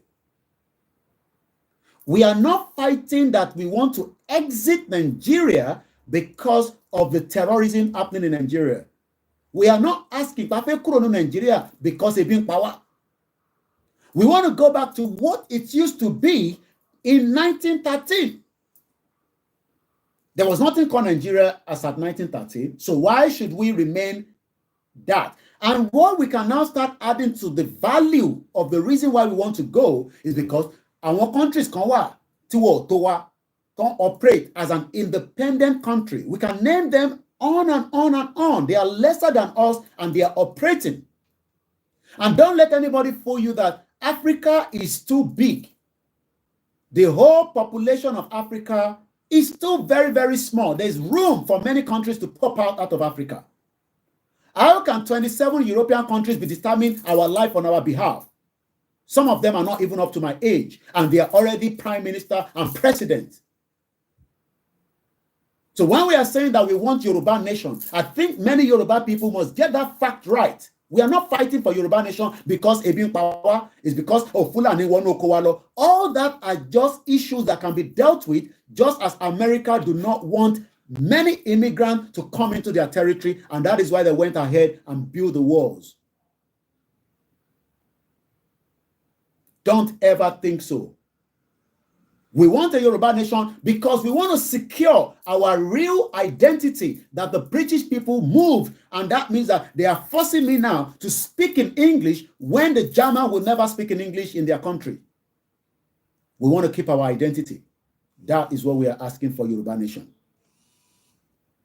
don't think Yoruba nation is because of a particular government. It doesn't matter. If Atiku was there, we will still be agitating. If Peter Obi was there, we will still be agitating. The West knew that keeping us together and then using a proxies from the North to lock every one of us together. That is what they did, and that is exactly why we are saying that we can no longer live in Nigeria because of so many other factors. But the real factor, Enisuru, the real reason why we want to go is because we are one people, one culture, one language, just like the German, the Spanish, the Italian. If you go to Italy today, you would have to learn this language and respect their culture for you to be able to live there. Can't say English. And that is why I used on the other day that is a lot of interference. Egbon Soke Kola. Yes, sir.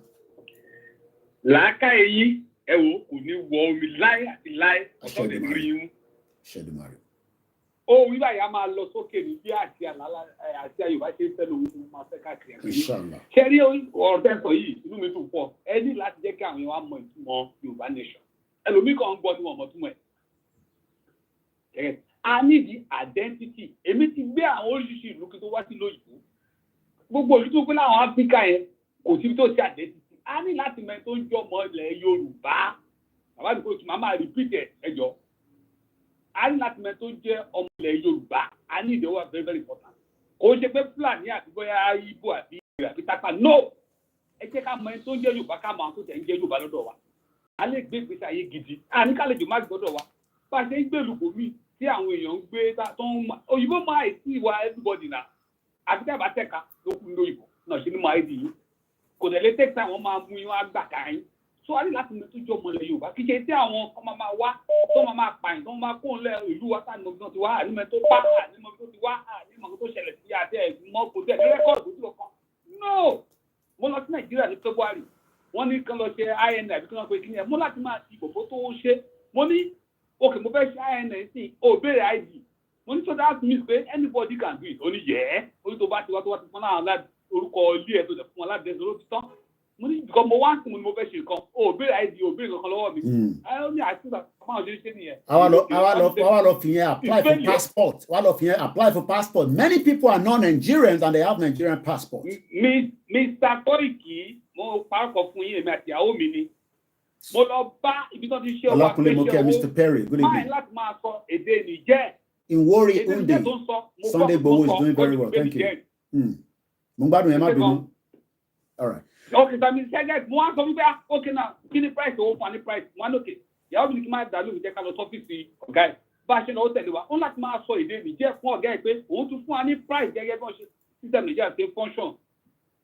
Ìyàwó mi máa lọ sọ da ọmọ ìlú òní oníkánú lòun ó fọ́ sápò ẹ̀ ó dẹ̀ yọ ID card Nàìjíríà mi ìrí ID card Nàìjíríà rí first time máa rí yẹn. Wọ́n ní bọ̀ tó lẹ́ tó fẹ́ ID card yìí àti ìwọ́gun fún yín mo ní àpáàpá. Àwọn ọlọ́gà tí mo mí mo ní òótọ́ ń sọ Zábálúmọ́ ibẹ̀ ló gbọ́ wọn ti dìde pé Zábálúmọ́ kẹ́ mo ní Zábálúmọ́ ló ń sọ yìí náà nǹkan tí mo gbọ́ nìyà ṣẹ́gẹ̀ tó ó pọ̀ bẹ́ẹ̀ lóṣìṣì lọ àwọn tó wọ ọ̀kadà bẹ́ẹ̀ lóṣìṣì ṣẹ́gẹ̀ so a ní ìdí ẹ̀ kí ṣe kó bá ń bá ẹnì kankan jà àwọn èèyàn máa wà náà àjáde sọ pé a gba àlejò máa wọlé let us know who is Yorùbá àlè ṣòlúwa àlè tó bá wà náà bá ṣe ń ṣe ń gbà tá ń gbà tán ṣe ìgbà ìlànà tó máa ṣe lọ kó ń ṣe kan tó burú kí nípa fẹ́ pín Nàìjíríà tí nípa fẹ́ báyọ̀ jà kí ìlú wa ká lè mọ tó jẹ́ ọmọ ìlú wa ní ẹjẹ́ káwọn èèyàn mọ̀ ẹjọ́ ká máa tẹ̀ ká máa ṣe káàkiri. Ẹ ṣé gan ni, thank you so much. Mo tún fẹ́ ṣe respond because for every question I have to respond on it. Thank you so much. It's a happy Sunday. Yoruba nation tafe is not against any other ethnic groups within Nigeria. Oh, yes, they will have the right, hello, caller, they will have the right to live with us based on how we are going to allow them to live with us. I don't think the UK government wanted me to live here, but I fought to live here for 15 years, and they have now accepted that I will live with this system, but they would like to know more about me, and my fingerprint is with them. How many Nigerians today really even know who is who? Asking for Yoruba nation is asking for our culture, our language, and we will live with other people. we will respect them, we will appreciate them, regardless of whoever they are, even if they are other African countries. But right now, I was where Igbowo, Wakusa, and I saw people that are not even Nigerians, and they were in control of where we are taking gold. Those videos cannot come out because they mention some kings. Those videos is still with me, and Igbowo says that video must never come out for now. What Daruka and Oba to fún access láti máa wá gold yẹn. Hello caller, your life with us on Koiki Media, please go ahead.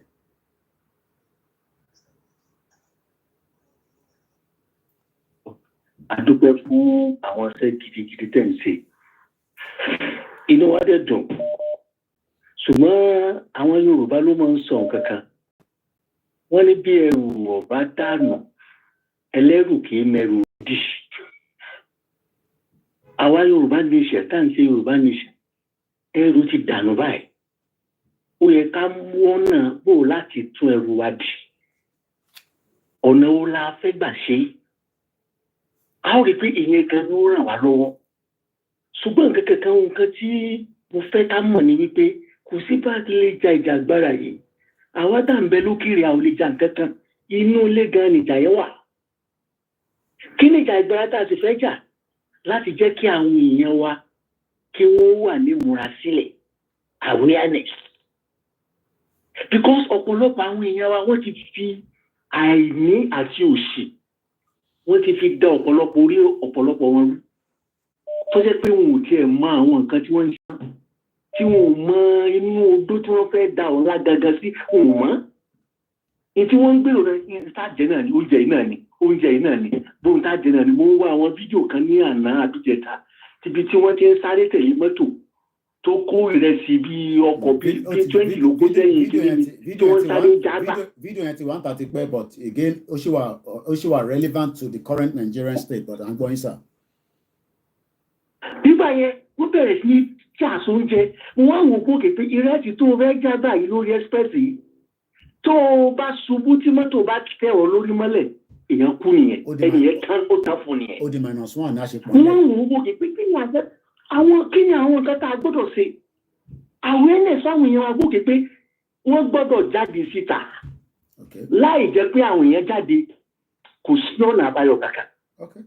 Láì jẹ́ pé a bá jẹ́ kí àwọn èèyàn wa ká mọ dídé tí wọ́n kọ́ jẹ́ kókè káwọn èèyàn wọ́n dìde kókè pé a ò ṣe mọ́. Ẹ tó bá fẹ́ pa kí wọ́n pa. Ṣùgbọ́n tó bá ṣe kókè pé bá ti máa ṣe ákàn máa ṣe rálì, á máa lọ á máa bọ̀ yẹn ni, a ó ṣe fún 20 years sáà ní ṣe kankan. A gbọ́dọ̀ jẹ́ káwọn èèyàn wa mọ̀ pé awareness tó ń ṣẹlẹ̀ yìí gbogbo a gbọ́dọ̀ jáde ni, àtọmọdé o, àtàrúgbó o, àtọkùnrin o, kí wọ́n gbọ́ jáde pé a ò ṣe mọ́, a ṣe Nàìjíríà mọ́. Ìyẹn mélòó wọn fẹ́ pa? Ṣùgbọ́n láì jẹ́ pé a bá ṣe awareness ká jẹ́ káwọn èèyàn mọ̀ nípa yẹn, kò sọ́nà kankan tá a lè gbà. A kà máa fún wọn lóúnjẹ, a máa ṣe gbogbo ẹ̀, irọ́ ni Ìgbòho lè dá nǹkan kan ṣe. Ìgbòho lè dá nǹkan kan ṣe, gbogbo alágbọ́dọ̀ ja Ìgbòho ní ìsìn ká dìde. Ká jẹ́ káwọn èèyàn wọn mọ̀ lẹ́gùnkè pé ẹ gbọ́dọ̀ dìde fún ẹ̀tọ́ ara yín ni. Tẹ́ ẹ bá dìde fún ẹ̀tọ́ ara yín, ní tó ṣẹlẹ̀ ní France yẹn, ní tó ṣẹlẹ̀ l'Amẹ́ríkà ní revolution, káwọn èèyàn dìde. Nígbà tí wọ́n bá dìde, ìyẹn ní ó fún wọn lọ́nà àbáyọ, táwọn òbí tá ń lọ. Ìyẹn nìkan ló lè ràn wá lọ́wọ́, ṣùgbọ́n gbogbo tá à ń ṣe yìí, a kàn máa sọ̀rọ̀ ní ọ̀rọ̀ náà ni kò sọ́nà àbáyọ kankan. God bless you. Ẹ ṣé gan ni. Well, mo kí dádì wa tó pè tán. Yes, a máa sọ̀rọ̀ náà ni a dẹ̀ ní sọ̀rọ̀ tán ni ẹ̀yin àgbàlagbà máa ń sọ. Gbogbo ẹ̀ tẹ́ ń pè mo rí kọ́ọ̀lù yín, mo fẹ́ return caller kan tí ó ti for a few minutes ago. Bàbá mi Ọmọgbọ́lá àwọn ọba ní to reclaim any sort of caller for 1 to 10 seconds. We need to reclaim our cultural heritage and control our own space and territory. Controlling and to lose the space, you have lost everything. If we are going to create awareness, we must also be ready to fund it by supporting the YSDM, which is the umbrella of the Yoruba nation. There are different groups. I am not talking about the media now. We must be able to fund it. The reason why the Biafra are well ahead is because it took them years for campaign and awareness. Even some of us disagree then with Nnamdi Kanu, especially with his utterances. But later on, we realized that some of his utterances was not that bad. Hello, caller. I'm going, sir. Today is the Q&A. Don't worry. I'm going, sir. Hello. I'm going. Show online. Oh, okay. Well, we are putting our live, so I'm allowed to sorry later. I am live. Don't know whether go personal kinini. I'm a sorry later. We'll go to Sonny Samagbo. I saw you later because more low speaker. Okay, sorry about that. I'm not being once again, you're still watching a live transmission. My name is Adame Koike. It's a Q&A. We're taking the note. The last caller said that our goods are falling, but more will fall. I can need tighten it, Adani. As you are firm, it's okay. Grandma, about mute the background one. Okay. Ṣé mo dúpẹ́ ẹ kú iṣẹ́. Nǹkan tó mi fẹ́ dá sí ní ọ̀rọ̀ yìí ni number one. Ṣé a tún need the local government ní situation ti Nàìjíríà wa?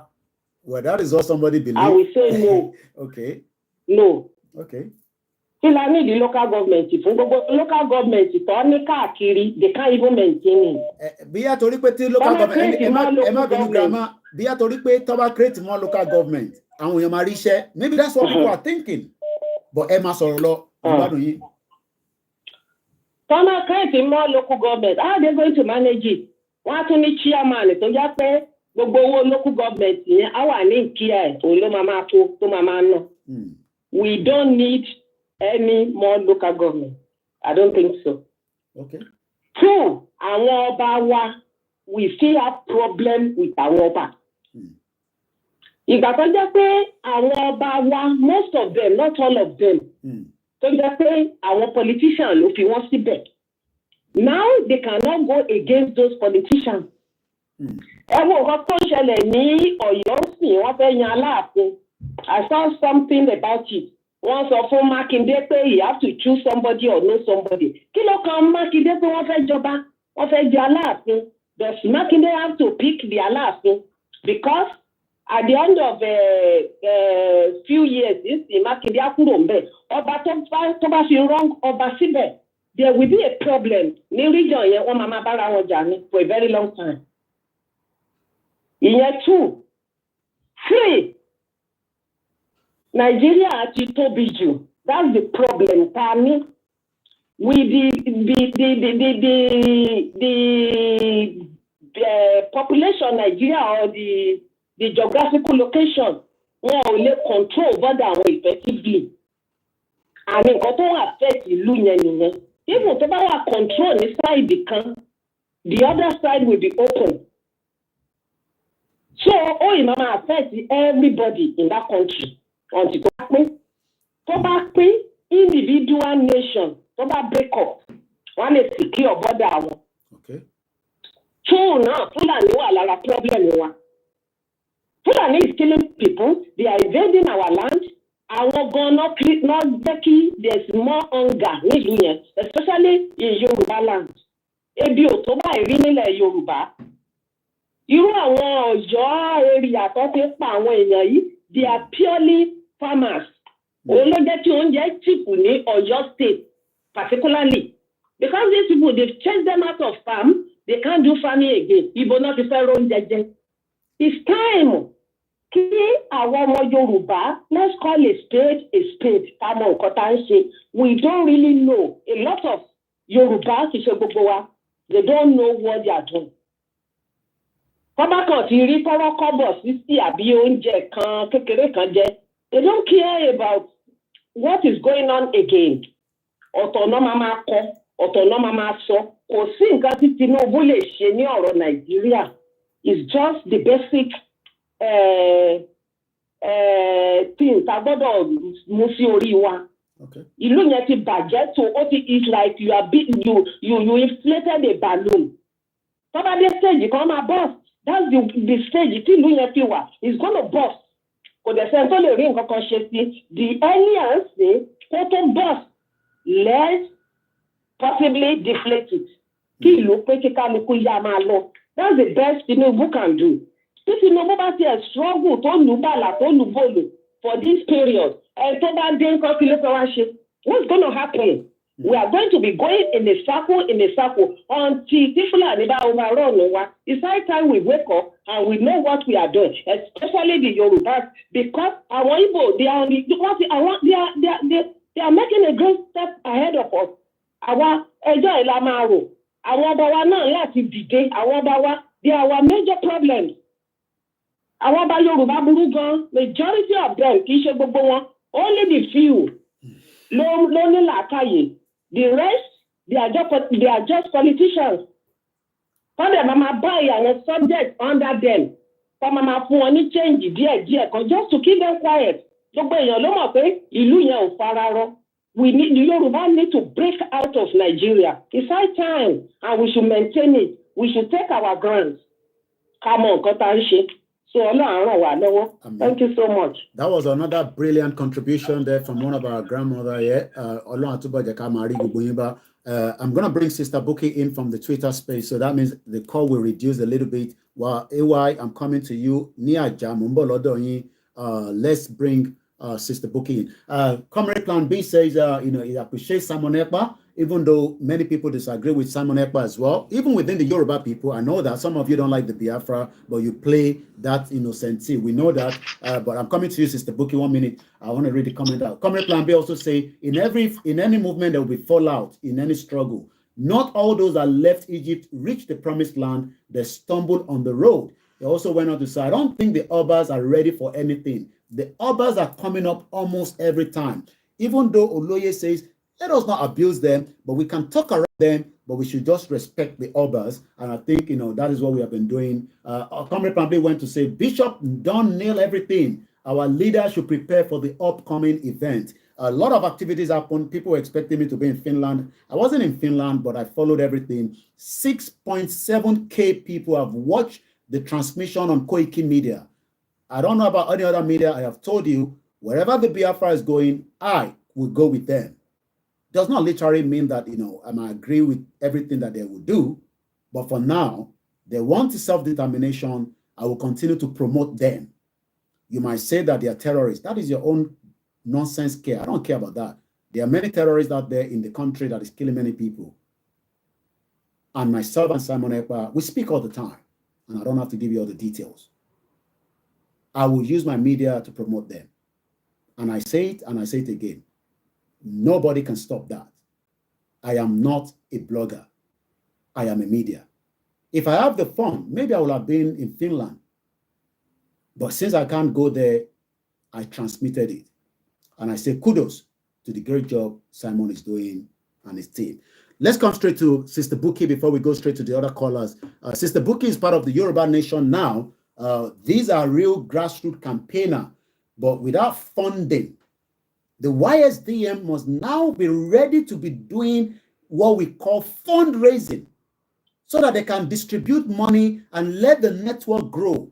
And only let them say we have 10,000 pounds in a week, in a month. Okay, we will do flyers, we will do stickers. We can't just sit back and expect people at home to understand Yoruba Nation. People are trying to understand Yoruba Nation, but it is very, very expensive. Movement is not cheap. You are all looking at what the Biafra did in Finland. Oh, you think they're not free? Only God knows how much they spend. People travel from Australia to Finland for that event. Look at the distance. Ticket was about $1,000. It's not a joke when it comes to struggle. Hello, Sister Buki, go ahead. Sorry about that. Hello, everyone. Olayomi, thank you for giving me this opportunity to speak. In the past few days, what I have noticed is we need to focus on the Yoruba people, because if you look at, and I'm going to use the words a majority of them, they have more or less turned away from our movement and are backing Emilokon, which is Tinubu. I think there's a lot of confusion. I think they maybe think that Tinubu is the Holy Grail that is actually going to bring us out of the mess that we are in. I'm just a bit concerned that at the end of it, 4 years has gone, and only for them to fall flat on their backs. We have a lot of work to do with our people, Olayomi Koiki. A lot of them are still into this one Nigeria business. Yoruba Nation, half Yoruba Nation by day and full one Nigeria by night. We need to make a concise decision exactly where we are going. Emile Locon is not going to do anything for us. We know that. But we need to really face the reality. And we have a lot of, we are clamoring for this, for our sovereignty. We still have a lot of work to do. You will find a lot of these Emile Locons and One Nigerians on this same Twitter space. You know, planning and plotting how they are going to improve Nigeria. I don't know, and I'm very concerned. I'm just a bit concerned that we will not find ourselves in the same position as the Palestinians, who had a beautiful land, but for some fate, it was taken away from them. With that, I yield the mic. Wow. Thank you. Thank you so much, Sister Buki. Tell you about my Sister Buki. I mean, we've gone different places from Dustin. Sister Buki actually left a very, I'm not going to tell you that, it's a BMW. Beautiful car. We were using it to go around and distributing flyer. Can you imagine that? Sister Buki drives a very beautiful BMW here in UK. She left that vehicle. We were driving all over the place. Imagine using BMW to distributing flyer from Dustin to Lewisham to Peckham to, You might think she cannot speak Yoruba very well, but she's in this movement in it for a very good reason. We are all concerned.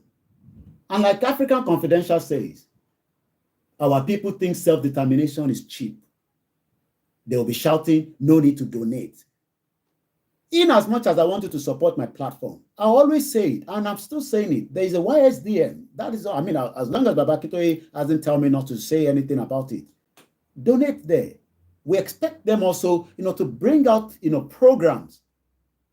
Our platform is here. The Yoruba World Media is there. The Yoruba home-based media is there. I mean, the YSDM hasn't raised money. I mean, I raised money during the Yoruba last rally, in January. You're replatforming, we raised money, we distributed those money. But I cannot be coming up and say, donate to Yoruba Nation for me when I don't have any program that I want to put out. If I think, okay, maybe I want to go and do flyer myself, I will say donate money. But for now, I am not asking you to donate money to me for Yoruba Nation. I say donate money to Koiki Media. It's a platform. But I still mention the YSDM. Only God knows how much the Biafra spend for that event. I know how much they will have spent because I worked in the hospitality industry. It's not cheap. For even if they were expecting 200 people, only 50 people turn up, they will have to pay for 200 people because they have to cater for 200 people. They don't care. They will have paid the money up front to book that hall, their dinner, and the messages were strong. We don't have to go through the same direction with them, but I'm sure we can learn and we can do things in a way that will also help our own movement. But the first thing is we must be ready to put out the awareness campaign. I understand many Yoruba people that are campaigner talk about so many other areas, but there's nothing wrong in talking about other areas, but we must not lose focus to the real cause of the movement. If you don't need anything apart from Yoruba Nation, I'll probably just highlight it a little bit. Because as far as I'm concerned, all those problems will still exist. Thank you so much, Eunice Uchechi. Shout out to those of you in Canada, a very cold region. I am already worried that the weather is here. Hello, caller. Everyone's okay. Hello, Mr. Ala. Go ahead, sir. Hello, caller. Caller. Hello, sir. Hello, takuntakun. How are you, sir? Ohun tí opinion committee mi fẹ́ sọ lórí ohun tí ẹ ti ń ṣe látàárọ̀ bàbá. Kò sí ohun tí Tinubu lè dá fún wa nílùú yìí o. Òfin 1999 ìyẹn dúró sẹ́gbẹ̀ẹ́ kan. Ó mú wọn lọ́rùn ọwọ́. Gbogbo àwọn tó ń jọ ń ṣèjọba bóníkálukú ṣe máa rówó tiẹ̀ kó, wọ́n ṣe máa jẹ owó tí wọ́n nílè ná tán the next 20 years, 50 years. And what I would do, maybe some of you don't know that. All they need is $80,000. I mean, the European countries, some countries want to start locking that now. Do you know that there are some Caribbean countries that you can buy their citizenship for $80,000, and that will allow them to travel to any European country? They don't need a visa. So the European countries now are already looking into that now. They know that countries from Nigeria, Iran, and some other countries, corrupt countries, they are buying citizenship. $80,000 to any politician is a chicken change. So you are looking for visa to go to Europe. They will not need a visa because they already have, their Caribbean passport that will tell them to travel to those countries. So you should start thinking now. Not everybody will be able to travel. So your politicians knows the game. $80,000 need to buy. Even Dele Momodu advertised it to some time. Elawori Page, I think some few months back. If you want to buy a citizenship, it's $80,000. If you have more money, you can buy a citizenship, even in UK, even in Canada. You just be an investor. While you are looking for $10,000 to travel out of Nigeria. Politicians are bastards. They are holding us back, and we will hold them accountable at some point. It's okay, it might be my brother for interrupting you. African Confidential doesn't like when I interrupt people when they're talking. Go ahead. If àwọn sọ lẹ́ẹ̀kan pé 90% pé ó support wọn nígbà election àbí kankan. Not election. Àwọn tó support wọn wọ́n kàn sọ pé 90% Yoruba people wọ́n respond lórí. I say 50-50, but they're telling me that it's a lie. It's 90% people that support Tinubu, not literally election. Bàbá láàárọ̀, if wọn tó 50%. Okay. Wọn ò ju 30% lọ. Ẹni bá sọ pé 50% ni kó fi àwọn ìlú tó kù lẹ̀ kó wá sí Èkó ìlásán. Kó máa lọ sí inú ọjà. Kó máa lọ sínú ọjà, kó máa tọ street lọ, kó máa bèè lọ́wọ́. Èpè ni wọ́n máa gbé wọn ṣẹ́, èpè. Ìgboro lèmi wà 24/7. Àwọn ìyá tó ń gbá ní street yẹn 28,000 naira ni ó sọ fún wọn. Ẹlòmíì ò nílé. Ìta ni wọ́n ń gbé táwa mọ̀. Àwa máa ń róúnjẹ fún wọn. Ẹ wá wo ayé àwọn èèyàn bó ṣe dá nígboro. Àní òsọ́nà àbáyọjú pé ká pín lọ. Ẹ̀sà tẹ́ ẹ bá mọ iye àwọn fọ́rínà tó ń wọ ìlú yìí lójúmọ́. Ẹ mọ̀ pé Nàìjíríà gan wà, danger ní Nàìjíríà wà sà. Àní táwọn migration ẹ̀ bá ti rówó, ihun tó ṣe wọ́n ti tán. Wọn ò fẹ́ mọ̀ bóyá ẹni tó wá sí Èkó yìí bóyá ó fẹ́ lọ bọ́ǹbù èèyàn 200,000. Àbó ó fẹ́ pààyàn kò sí nǹkan tó kàn wọ́n. Sáti mú wá kó máa lọ ní. Ẹ má sọ bí tẹ́tí ń ṣiṣẹ́. Ẹni tó ń sọ̀rọ̀ yìí, he works with a company that is Chinese people. He knows what he's talking about. Ẹ má kọ́ ìpá àwọn èèyàn ń pè lórí program. This individual tó ń sọ̀rọ̀ yìí, Chinese company kan ló ń bá ṣiṣẹ́ bọ̀ ní láti dárúkọ. He knows what he's talking about. There's an influx of immigrants that are not Africans that can create problem and create more problem. You think that it's Igboho that wants to create problem. There are many people that wants to create problem in Yoruba land. Ẹ̀gbọ́n sókè ẹ̀gbọ́n mi. Irú bàbá wa Ìgbòho, irú àwọn alákìkanjú bẹ́ẹ̀ yẹn la nídìí nílẹ̀ Yorùbá. Ọlọ́run ní jẹ́ bàbá yẹn ẹ̀mí ò ní pin lójijì, ẹ̀mí á gùn lágbára Ọlọ́run, ẹ̀mí bàbá yẹn máa gùn. Nǹkan kan ṣẹlẹ̀ lọ́jọ́ kan Mr. Ọláyẹ ní Kóìkì. Wọ́n mú kan mọ́lẹ̀ ní international airport. Wọ́n ní kò tiẹ̀ ní anything, kò ní pépà kankan rárá. Báwo ló ṣe wọlé? Tó ti ń bọ̀ láti inú ẹ̀. Wọ́n náwọn á gba 5 million káwọn tó release ẹ̀, káwọn tó release ẹ̀ tí 5 million yẹn ò bá pé wọ́n náwọn á send ẹ̀ padà immediately in fact. Mo sọ fún yín pé before kó tó 1 hour wọ́n ti arrange 5 million wọ́n gbé lọ sí international airport. Ẹsẹ̀kẹsẹ̀ ni wọ́n filẹ̀ ni wọ́n gbé padà sí company. Àìmọye irú ẹ̀ lẹ́ẹ̀túndé bọ́dà ńkọ́. So ẹjọ́ ọ̀nà owó ní irú àrẹ́jìmẹ́ǹtì wo ni wọ́n fẹ́ ṣe tí ìlú yìí fẹ́ fi dá, irú organization wo ni wọ́n fẹ́ ṣe, organization wo ni wọ́n fẹ́ ṣe tí ìlú fẹ́ fi dá, kò sí. Ẹ̀gbọ́n mi, ẹ jẹ́ kí n back in níbẹ̀ yẹn. When we are talking, we at least we can go back to evidence base of what should have been done. Let's go back to the 2014 confab. This is the confab. I mean, don't worry about this being squeezed. Journalists work with paper all the time. If this has been dealt with during the confab, we'll probably have resolved the problem of immigration. Part of what they discussed in that confab was in carrying out this assignment, the committee deliberate on the following thematical areas.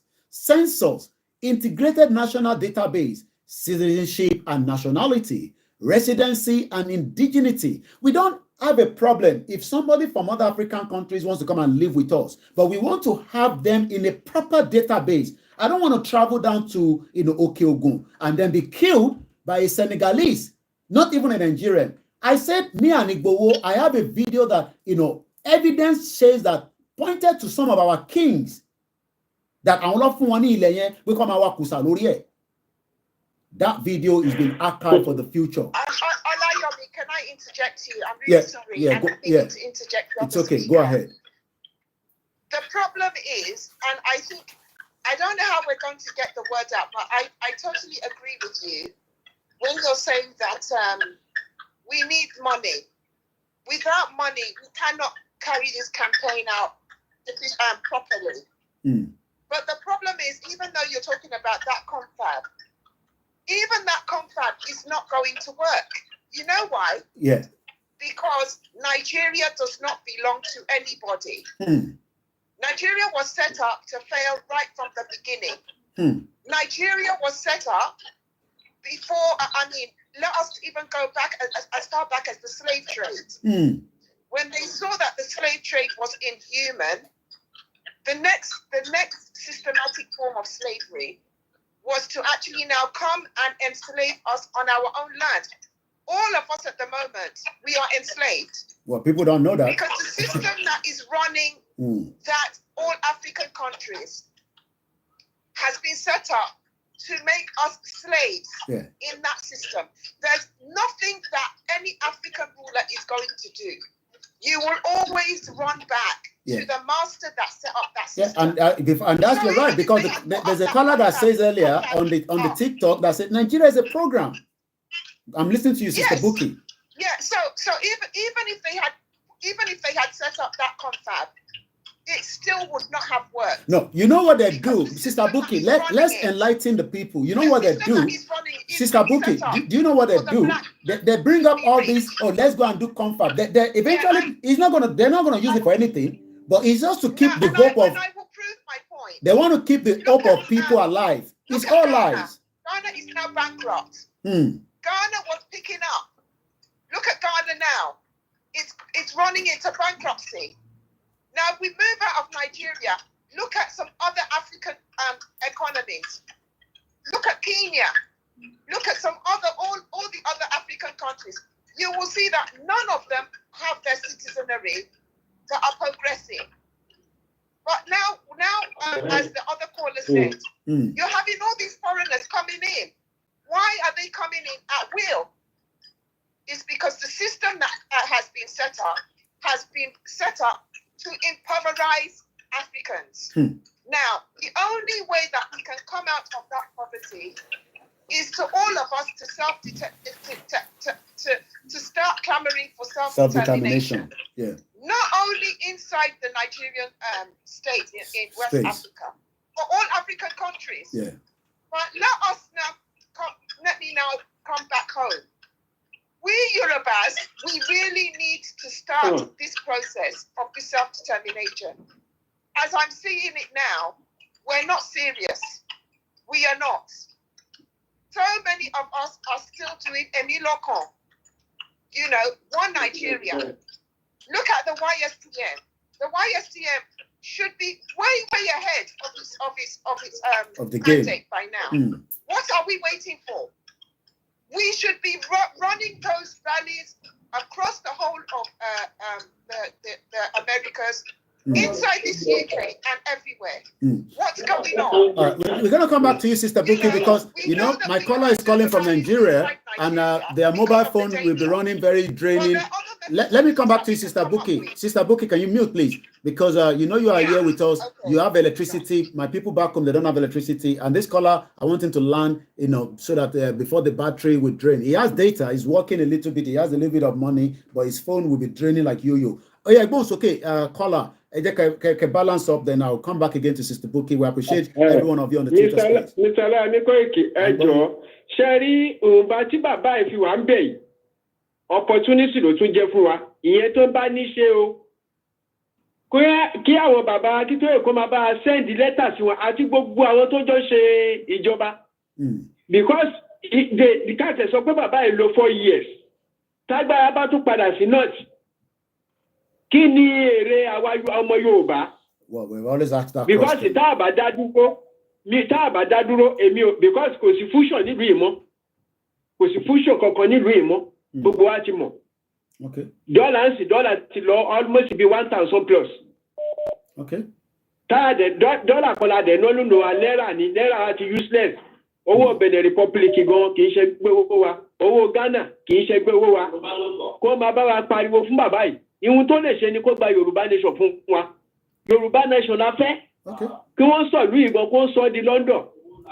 Èyí ń gbà tí àwọn málàbá tún dé ẹni tó wà nísàlẹ̀ sọ pé olówó lòun fẹ́ ìbẹ̀lẹ̀ ti máa rówó ẹ kọ́kọ́ gba ìlú tó ṣiṣẹ́ náà ní ìbẹ̀lẹ̀ ti fẹ́ rówó ẹni tó wà ní background yẹn sọ pé owó làwọn fẹ́ ọ̀rọ̀ owó lélẹ̀ ìbẹ̀lẹ̀ ti fẹ́ rówó nílùú tó ní ẹ má má dá ẹni eléyìí. Okay, no problem. Yorùbá nation yẹn gangan òun ní kókó. Ẹjọ́ Ọlọ́run máa fún yín ṣe o. Aṣẹ́dùmarè. Ẹ ṣe ẹ̀kọ́ ètò. A ṣe ìrántí fáwọn tó kú ní EndSARS. We remember everyone that have died during the EndSARS. Let's bring AY in. No, Bishop, ma override yẹn má bínú because mo fẹ́ gbé AY wọlé. Máa padà sọ́dọ̀ yín Bishop. Ẹ má bínú èmi ni mo override it. That's the power of what I do from here. I hope AY is still there. Oh yeah, gbọ́n sókè AY. Ẹ ṣe presentation tí yín náà because I think run out of time and I know people want this kind of program to go line one, but I don't have the time for more than 3 hours. Not that I don't have the time, but again, you have to remember it's a family home as well, and it's a Sunday, and they have to have their dinner. Hello, ẹ̀gbọ́n sókè kíákíá AY. I'm going. Okay. Mo kàn fẹ́ mo máa add sí reason ká ṣe fẹ́ kúrò kó ṣe nítorí Fúlàní dem máa béèrè question mi. Okay. Ẹ má bínú. Ṣé rí reason ká ṣe fẹ́ kúrò kó ṣe nítorí Fúlàní o. Okay. Reason ni pé a fẹ́ gba sovereignty wa padà. Ṣé rí sovereignty wa bá ṣe wà Nàìjíríà kò jẹ́ ká mọ ọ̀tá, kò jẹ́ ká mọ ọ̀rẹ́, kò dẹ̀ jẹ́ ká mọ kí ni mistake tí àwọn bàbá wa ṣe kí ọ̀tá fi lè kó wọn lẹ́rú gan. Because ká bá mọ̀ àwa gan possibility káwa náà ṣègbè bẹ́ẹ̀. Okay. Ṣé rí Nàìjíríà ká wà pọ̀ yìí ìbẹ̀rẹ̀ corruption ìgbésí ayé wa gan nìyẹn. Okay. Èèyàn máa wọlé ẹ̀kọ́ wo bá ṣe wà Nàìjíríà yìí. Anybody lè wọlé bí ẹ̀gbọ́n yẹn ṣe sọ́nsì nípa ti immigration. Anybody lè wọlé. Hello Nàìjíríà. Ó lè ti kò láì pẹ̀lú bóyá láti north ló ti ń bọ̀. Wọ́n ti fún ní visa pálí Nàìjíríà lọ́wọ́ àti rà ń bẹ̀. Á dẹ̀ wá sí south ó ti di Nàìjíríà. Gbogbo ibi àṣírí wa ni constitution ní ká máa fi ràn wọ́n. Gbogbo nǹkan agbára wa ló mì pé kẹ́ máa fi ràn wọ́n. Ẹ̀yin imagine nígbà tí òyìnbó wá kò rí bí penetrate mọ́ gbogbo àṣírí wa. Nígbà ká wá wà pẹ̀lú Nàìjíríà ó wá mọ̀ in a easy, very easy way. So Nàìjíríà ó gba sovereignty wa. Ṣẹ́rí bàbá kó sọ̀rọ̀ yẹn jẹ́ tí fi kún tiwọn. Mo ṣe national ID card ní 1999 nígbà kan bàbá Ṣọ̀njọ́ wọlé. Kẹ bá mọ cornerstone níbi Ọbalẹ́dé yẹn wọ́n ti ṣe recreation center kan síbẹ̀ nígbà kan kọ́kọ́ ṣe èmi ní ṣe national ID card bẹ́ẹ̀. Àwọn Fúlàní wá London Bridge wọ́n fẹ́ wá ṣe ID card. Because mo gbá Hausa wọn wá tì mí sí wọn kí n máa bá wọn dín pẹ̀lú mo bá bí wọn ibo ni gbogbo yín ti wá. Ẹ jẹ́ mọ̀ pé gbogbo wọn sọ pé Kánò. Ìwé kan wá wà lọ́wọ́ wa kò sí state tẹ máa sọ gbogbo local government ó wà ní state yẹn wà ń bẹ̀. Mo bá ṣí ìwé yẹn mo bá ṣí Kánò. Local government ò lẹ ti wá gbogbo wọn mọ local government wọn ti wá wọn dẹ̀ gba Hausa wọn ti gbọ́ èdè Fúlàní wọn ti gbé èdè mi. Mi wá sọ fún wọn pẹ̀lú Hausa pé ẹ̀ ń ṣe Nàìjíríà pé irọ́ lẹ̀ ń pa pé kí wọn bá kúrò ń bì máa tọlọ́pàá lóòótọ́ bí ṣe fẹ́ pọlọ́pàá báyìí gbogbo wọn sá lọ ni. Mi wá imagine ẹ wo táìmù yẹn 1993 ti ṣẹ̀ kú òǹlé. Mi wá imagine pé ṣé ìbẹ̀rẹ̀ insecurity ní agbègbè Láfíàjì kọ́ nìyẹn. Ẹ tí wá sọ pé èèyàn nationalize rẹ̀ baálẹ̀ olórí wa ní Láfíàjì tó jẹ́ baálẹ̀ wa báwo ni kò ṣe ní sign sírú ìwé onítànkún ẹ tó nationalize as ọmọ Nàìjíríà at least Láfíàjì ló máa fẹ́ gbé. So ṣẹ́rí system Nàìjíríà tá a wà yìí and again Nàìjíríà tá a wà yìí kò jẹ́ ká rántí àwọn ọmọ wa kí wọ́n kó lẹ́rú. kò jẹ́ bó ṣe rí gbogbo law tọ́mọ bàbá wa sign gbogbo agreement wọn sign pẹ̀lú òyìnbó nàìjíríà ta wà kò lè jẹ́ ká gbé síta kò lè jẹ́ ká béèrè and question tó mi fẹ́ béèrè ni pé Mr. Ọláyọmí tí o kẹ́ má bínú o question tó fẹ́ béèrè àwa ta wà ń diaspora àti gbádùn bàbá Akíntóyè tó ìgbà wo ni bàbá máa lọ nàìjíríà question tèmi nìyẹn ó tán ẹ ṣé. Thank you so much. Moki, the last caller, and I'll answer that. Bishop, I'm shady kia because 3 hours is almost coming to an end. I only have 11 minutes. Egbon's okay, Bishop. Yeah. Hello? Egbon's okay, briefly, because we're almost 3 hours on the dot. Yeah, hello? Go ahead, we can hear you. Oh, thank you. The network is somehow dropped. Yeah, thank you for the privilege one more time. Mo fẹ́ fi kún based on nǹkan tí Sister Buki sọ, so mo á fẹ́ fi kún wípé when we are meeting with our self-determination leader next, ká fi kún wípé they need to now encourage Yoruba people to believe in Yoruba thing, Yoruba production, Yoruba make. Nǹkan tí a bá ṣe fúnra wa tàbí ká gbàgbọ́ nínú nǹkan tá a lè ṣe fúnra wa. Not somebody imposing Western philosophy, Western certificate, and ìwọ tó jẹ́ orí the law ní UK or l'Amẹ́ríkà má gbé yẹn wá fi bàbúùsù wa ní ilẹ̀ Yorùbá torí òfin ìlú mìíràn ló kà. Òfin ilẹ̀ Yorùbá máa jẹ́ decision táwọn ọmọ Yorùbá ṣe fúnra wọn. So you need to re-educate yourself when we get to our land. Not come and impose yourself. A lot of orientation and reorientation will have to change. So you are láti jẹ́ kí àwọn bàbá wa mọ̀ wípé a lot of àwọn èèyàn wa wọ́n jẹ́ self-determination olórí wa from the diaspora have to humble themselves a bit in some of the things that we are following and are doing. My eyes was able to open to a lot of things here because I humble myself.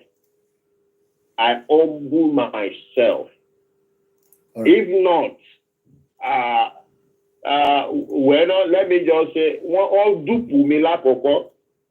Kì í ṣe ọmọ Yorùbá ló dúpù mi, ọmọ Igbo ló dúpù mi, but that's Nigeria fact. Wọ́n dúpù mi and now humble myself. I now got to understand. Ṣebí mo ń ṣalátíká tẹ́lẹ̀ ni mo humble. So I learn.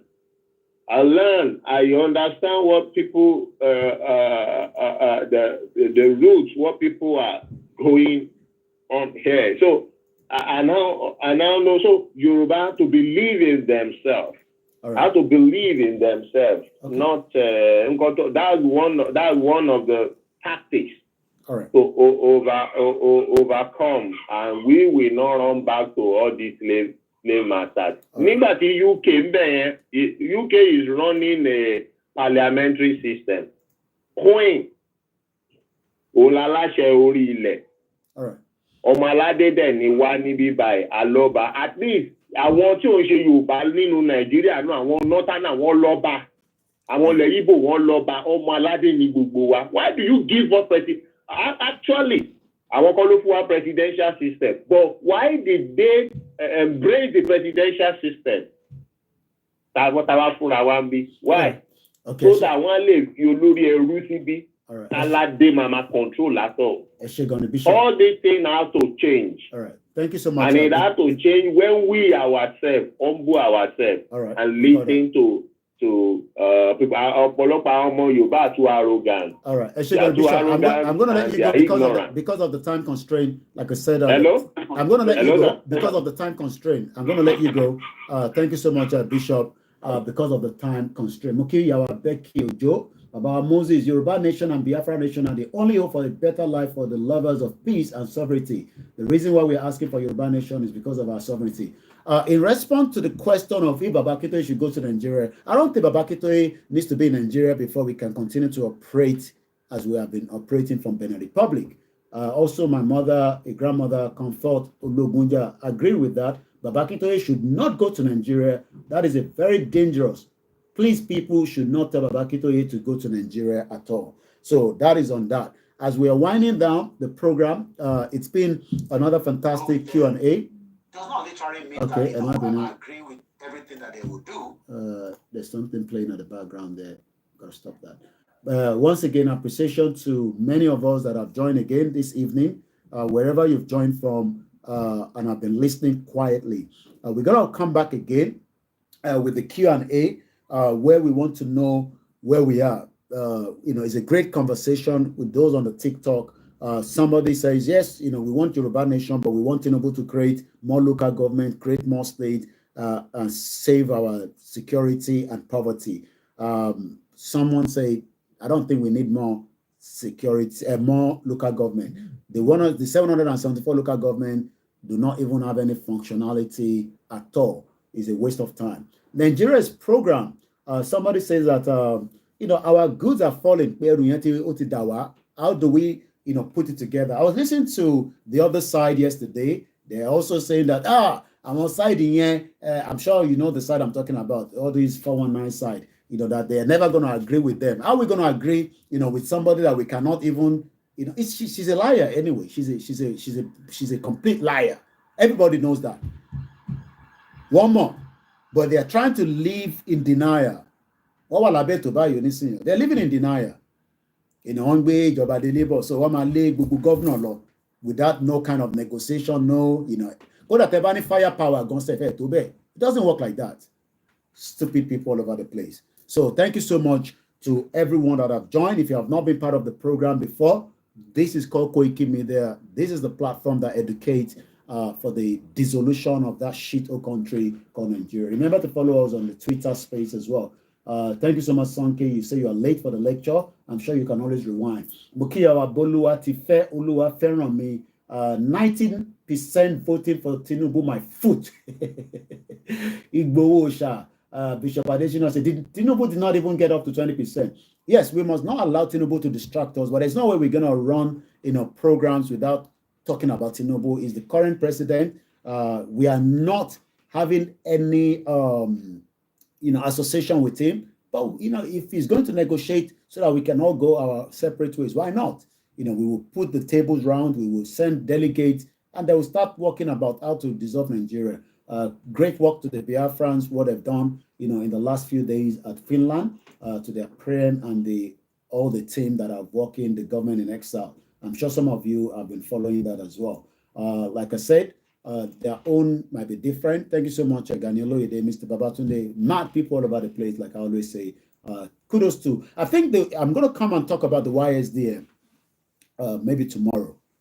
Yeah, I'm going to come and talk about the YSDM and why, I mean, not to criticize them. We just need to encourage them, to put the sleeves on. This is not the time to go and sleep.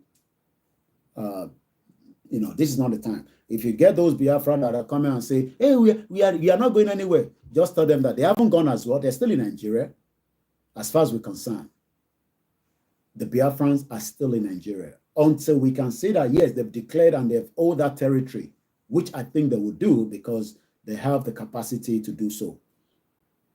Don't let them tease you. They haven't gone anywhere. They're still in Nigeria. So that's all I can say. But they're working towards their exit out of the shithole country called Nigeria.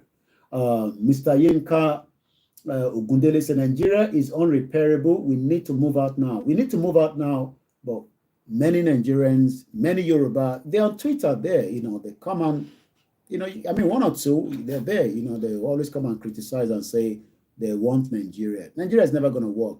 Shout out to my beautiful mother, Mr. Olu Olawale say, I support Biafra because Nigeria will not give them freedom. Just like that, even Nigeria, are ignoring them like they don't heard about it. Yeah, I mean, until everything goes on the M1. If you don't know the meaning of M1, you might want to ask somebody on the comment section. Thank you so much, Sister Buki, for the engagement. Kudos to the Yoruba Nation now. Kudos to the Yoruba Nation Clubhouse. Kudos to all our sisters. This was put together.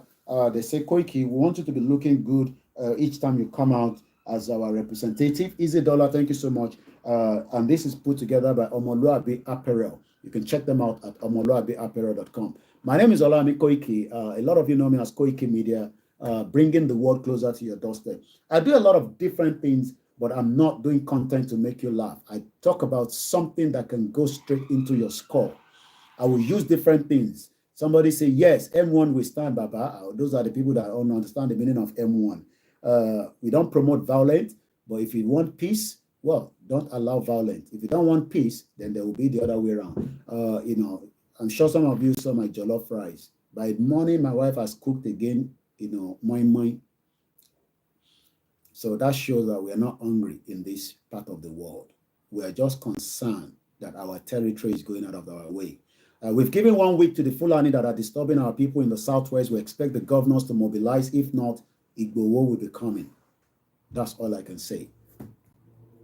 I am still the spokesman for Igbowo. Appreciation. Enjoy the rest of the evening. Let us continue to pray. I believe in prayer, but prayer without action is nothing. GR1, thank you so much. And all the different organizations that are working around the clock. Mokiba Bawa Alabi, Bashir say, it's most important to work together than to be playing blaming games. Well, to work together means that, I was watching the Global Directorate yesterday. I sat down there, on my TV screen, watching, listening carefully to what they were saying, great work that they've been doing. But we must all come together and be able to push. Baba mi Kunle Shita Mosaiti anywhere. Baba Kunle Shita, we did a lot of work in his workshop, when things were still running, banners. Only God knows how many banners I did. People thought everything I was doing then, people were giving us money. But again, we hope that people will still get the message. So, yeah, we want people to work together. I expect the YSDM to be communicating and working with the Global Directorate. I expect them to work with the YOV, which is Ibagani Adams. We must come together, in one block, put out a conference, and let us make our stand firm. Tinubu has nothing to offer as far as I'm concerned. Tinubu is a double face. Tinubu will never give you a Yoruba nation. So we must forget about Tinubu and work towards having our nation, defending the territory. The other 419 2x2, she's not going to do anything. She's just a liar. She's a woman in darkness. She's a darkness woman. And she knows that.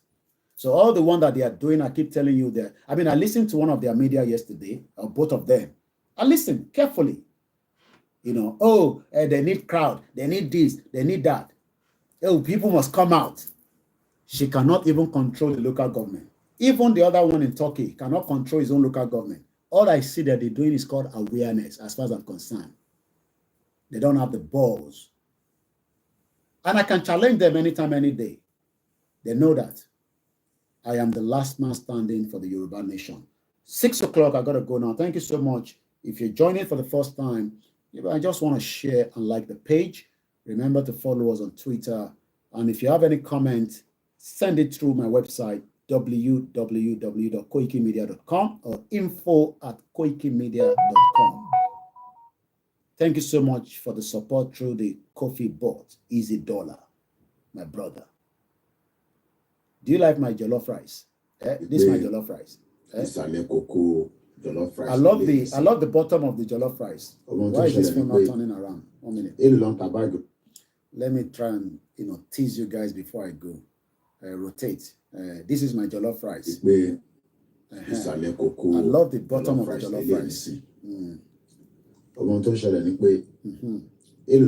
Rice in Nigeria is 55,000 naira. If you look on, what that you can buy this. Thank you so much, TJ Baba Ben. Because the proper one. That's the proper one. Fish. Eja. Power. The house is full. By the time I wake up, my wife already done moi. And as a Jebu man, I had it with Gary. So thank you so much, TJ Baba. We appreciate everyone. We're all working hard. Easy Dollar. Alaji Alabi, thank you so much. Thank you so much. If I haven't mentioned your name, don't get upset. You know, we might not pick everybody, but we know you're there, you're listening, especially the quiet listeners. Mr. Koiki, what is the aim and objective? Well, secure our territory and everybody will be excited. Everybody needs a visa to travel out. If we have a country that is working, they'll be begging you to come and even have partnership for free visa to their country. To come to UK now, go and be needing millions of naira. I don't do visa. But when you get to UK, you can call me, I will guide you. 2 minutes past. Have a very blessed day.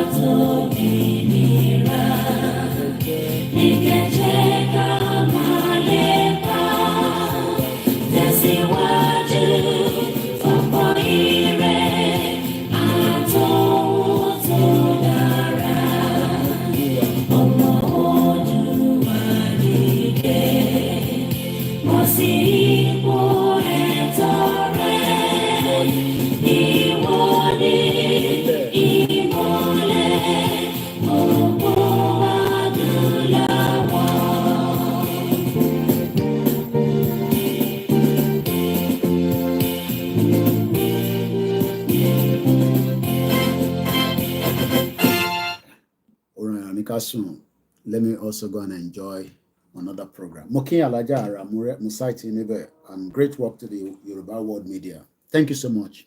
Happy Sunday. What God cannot do does not exist. Yoruba people will be free from the bondage of Nigeria. When? Nobody knows. But it won't be long. I can assure you that. Bye for now.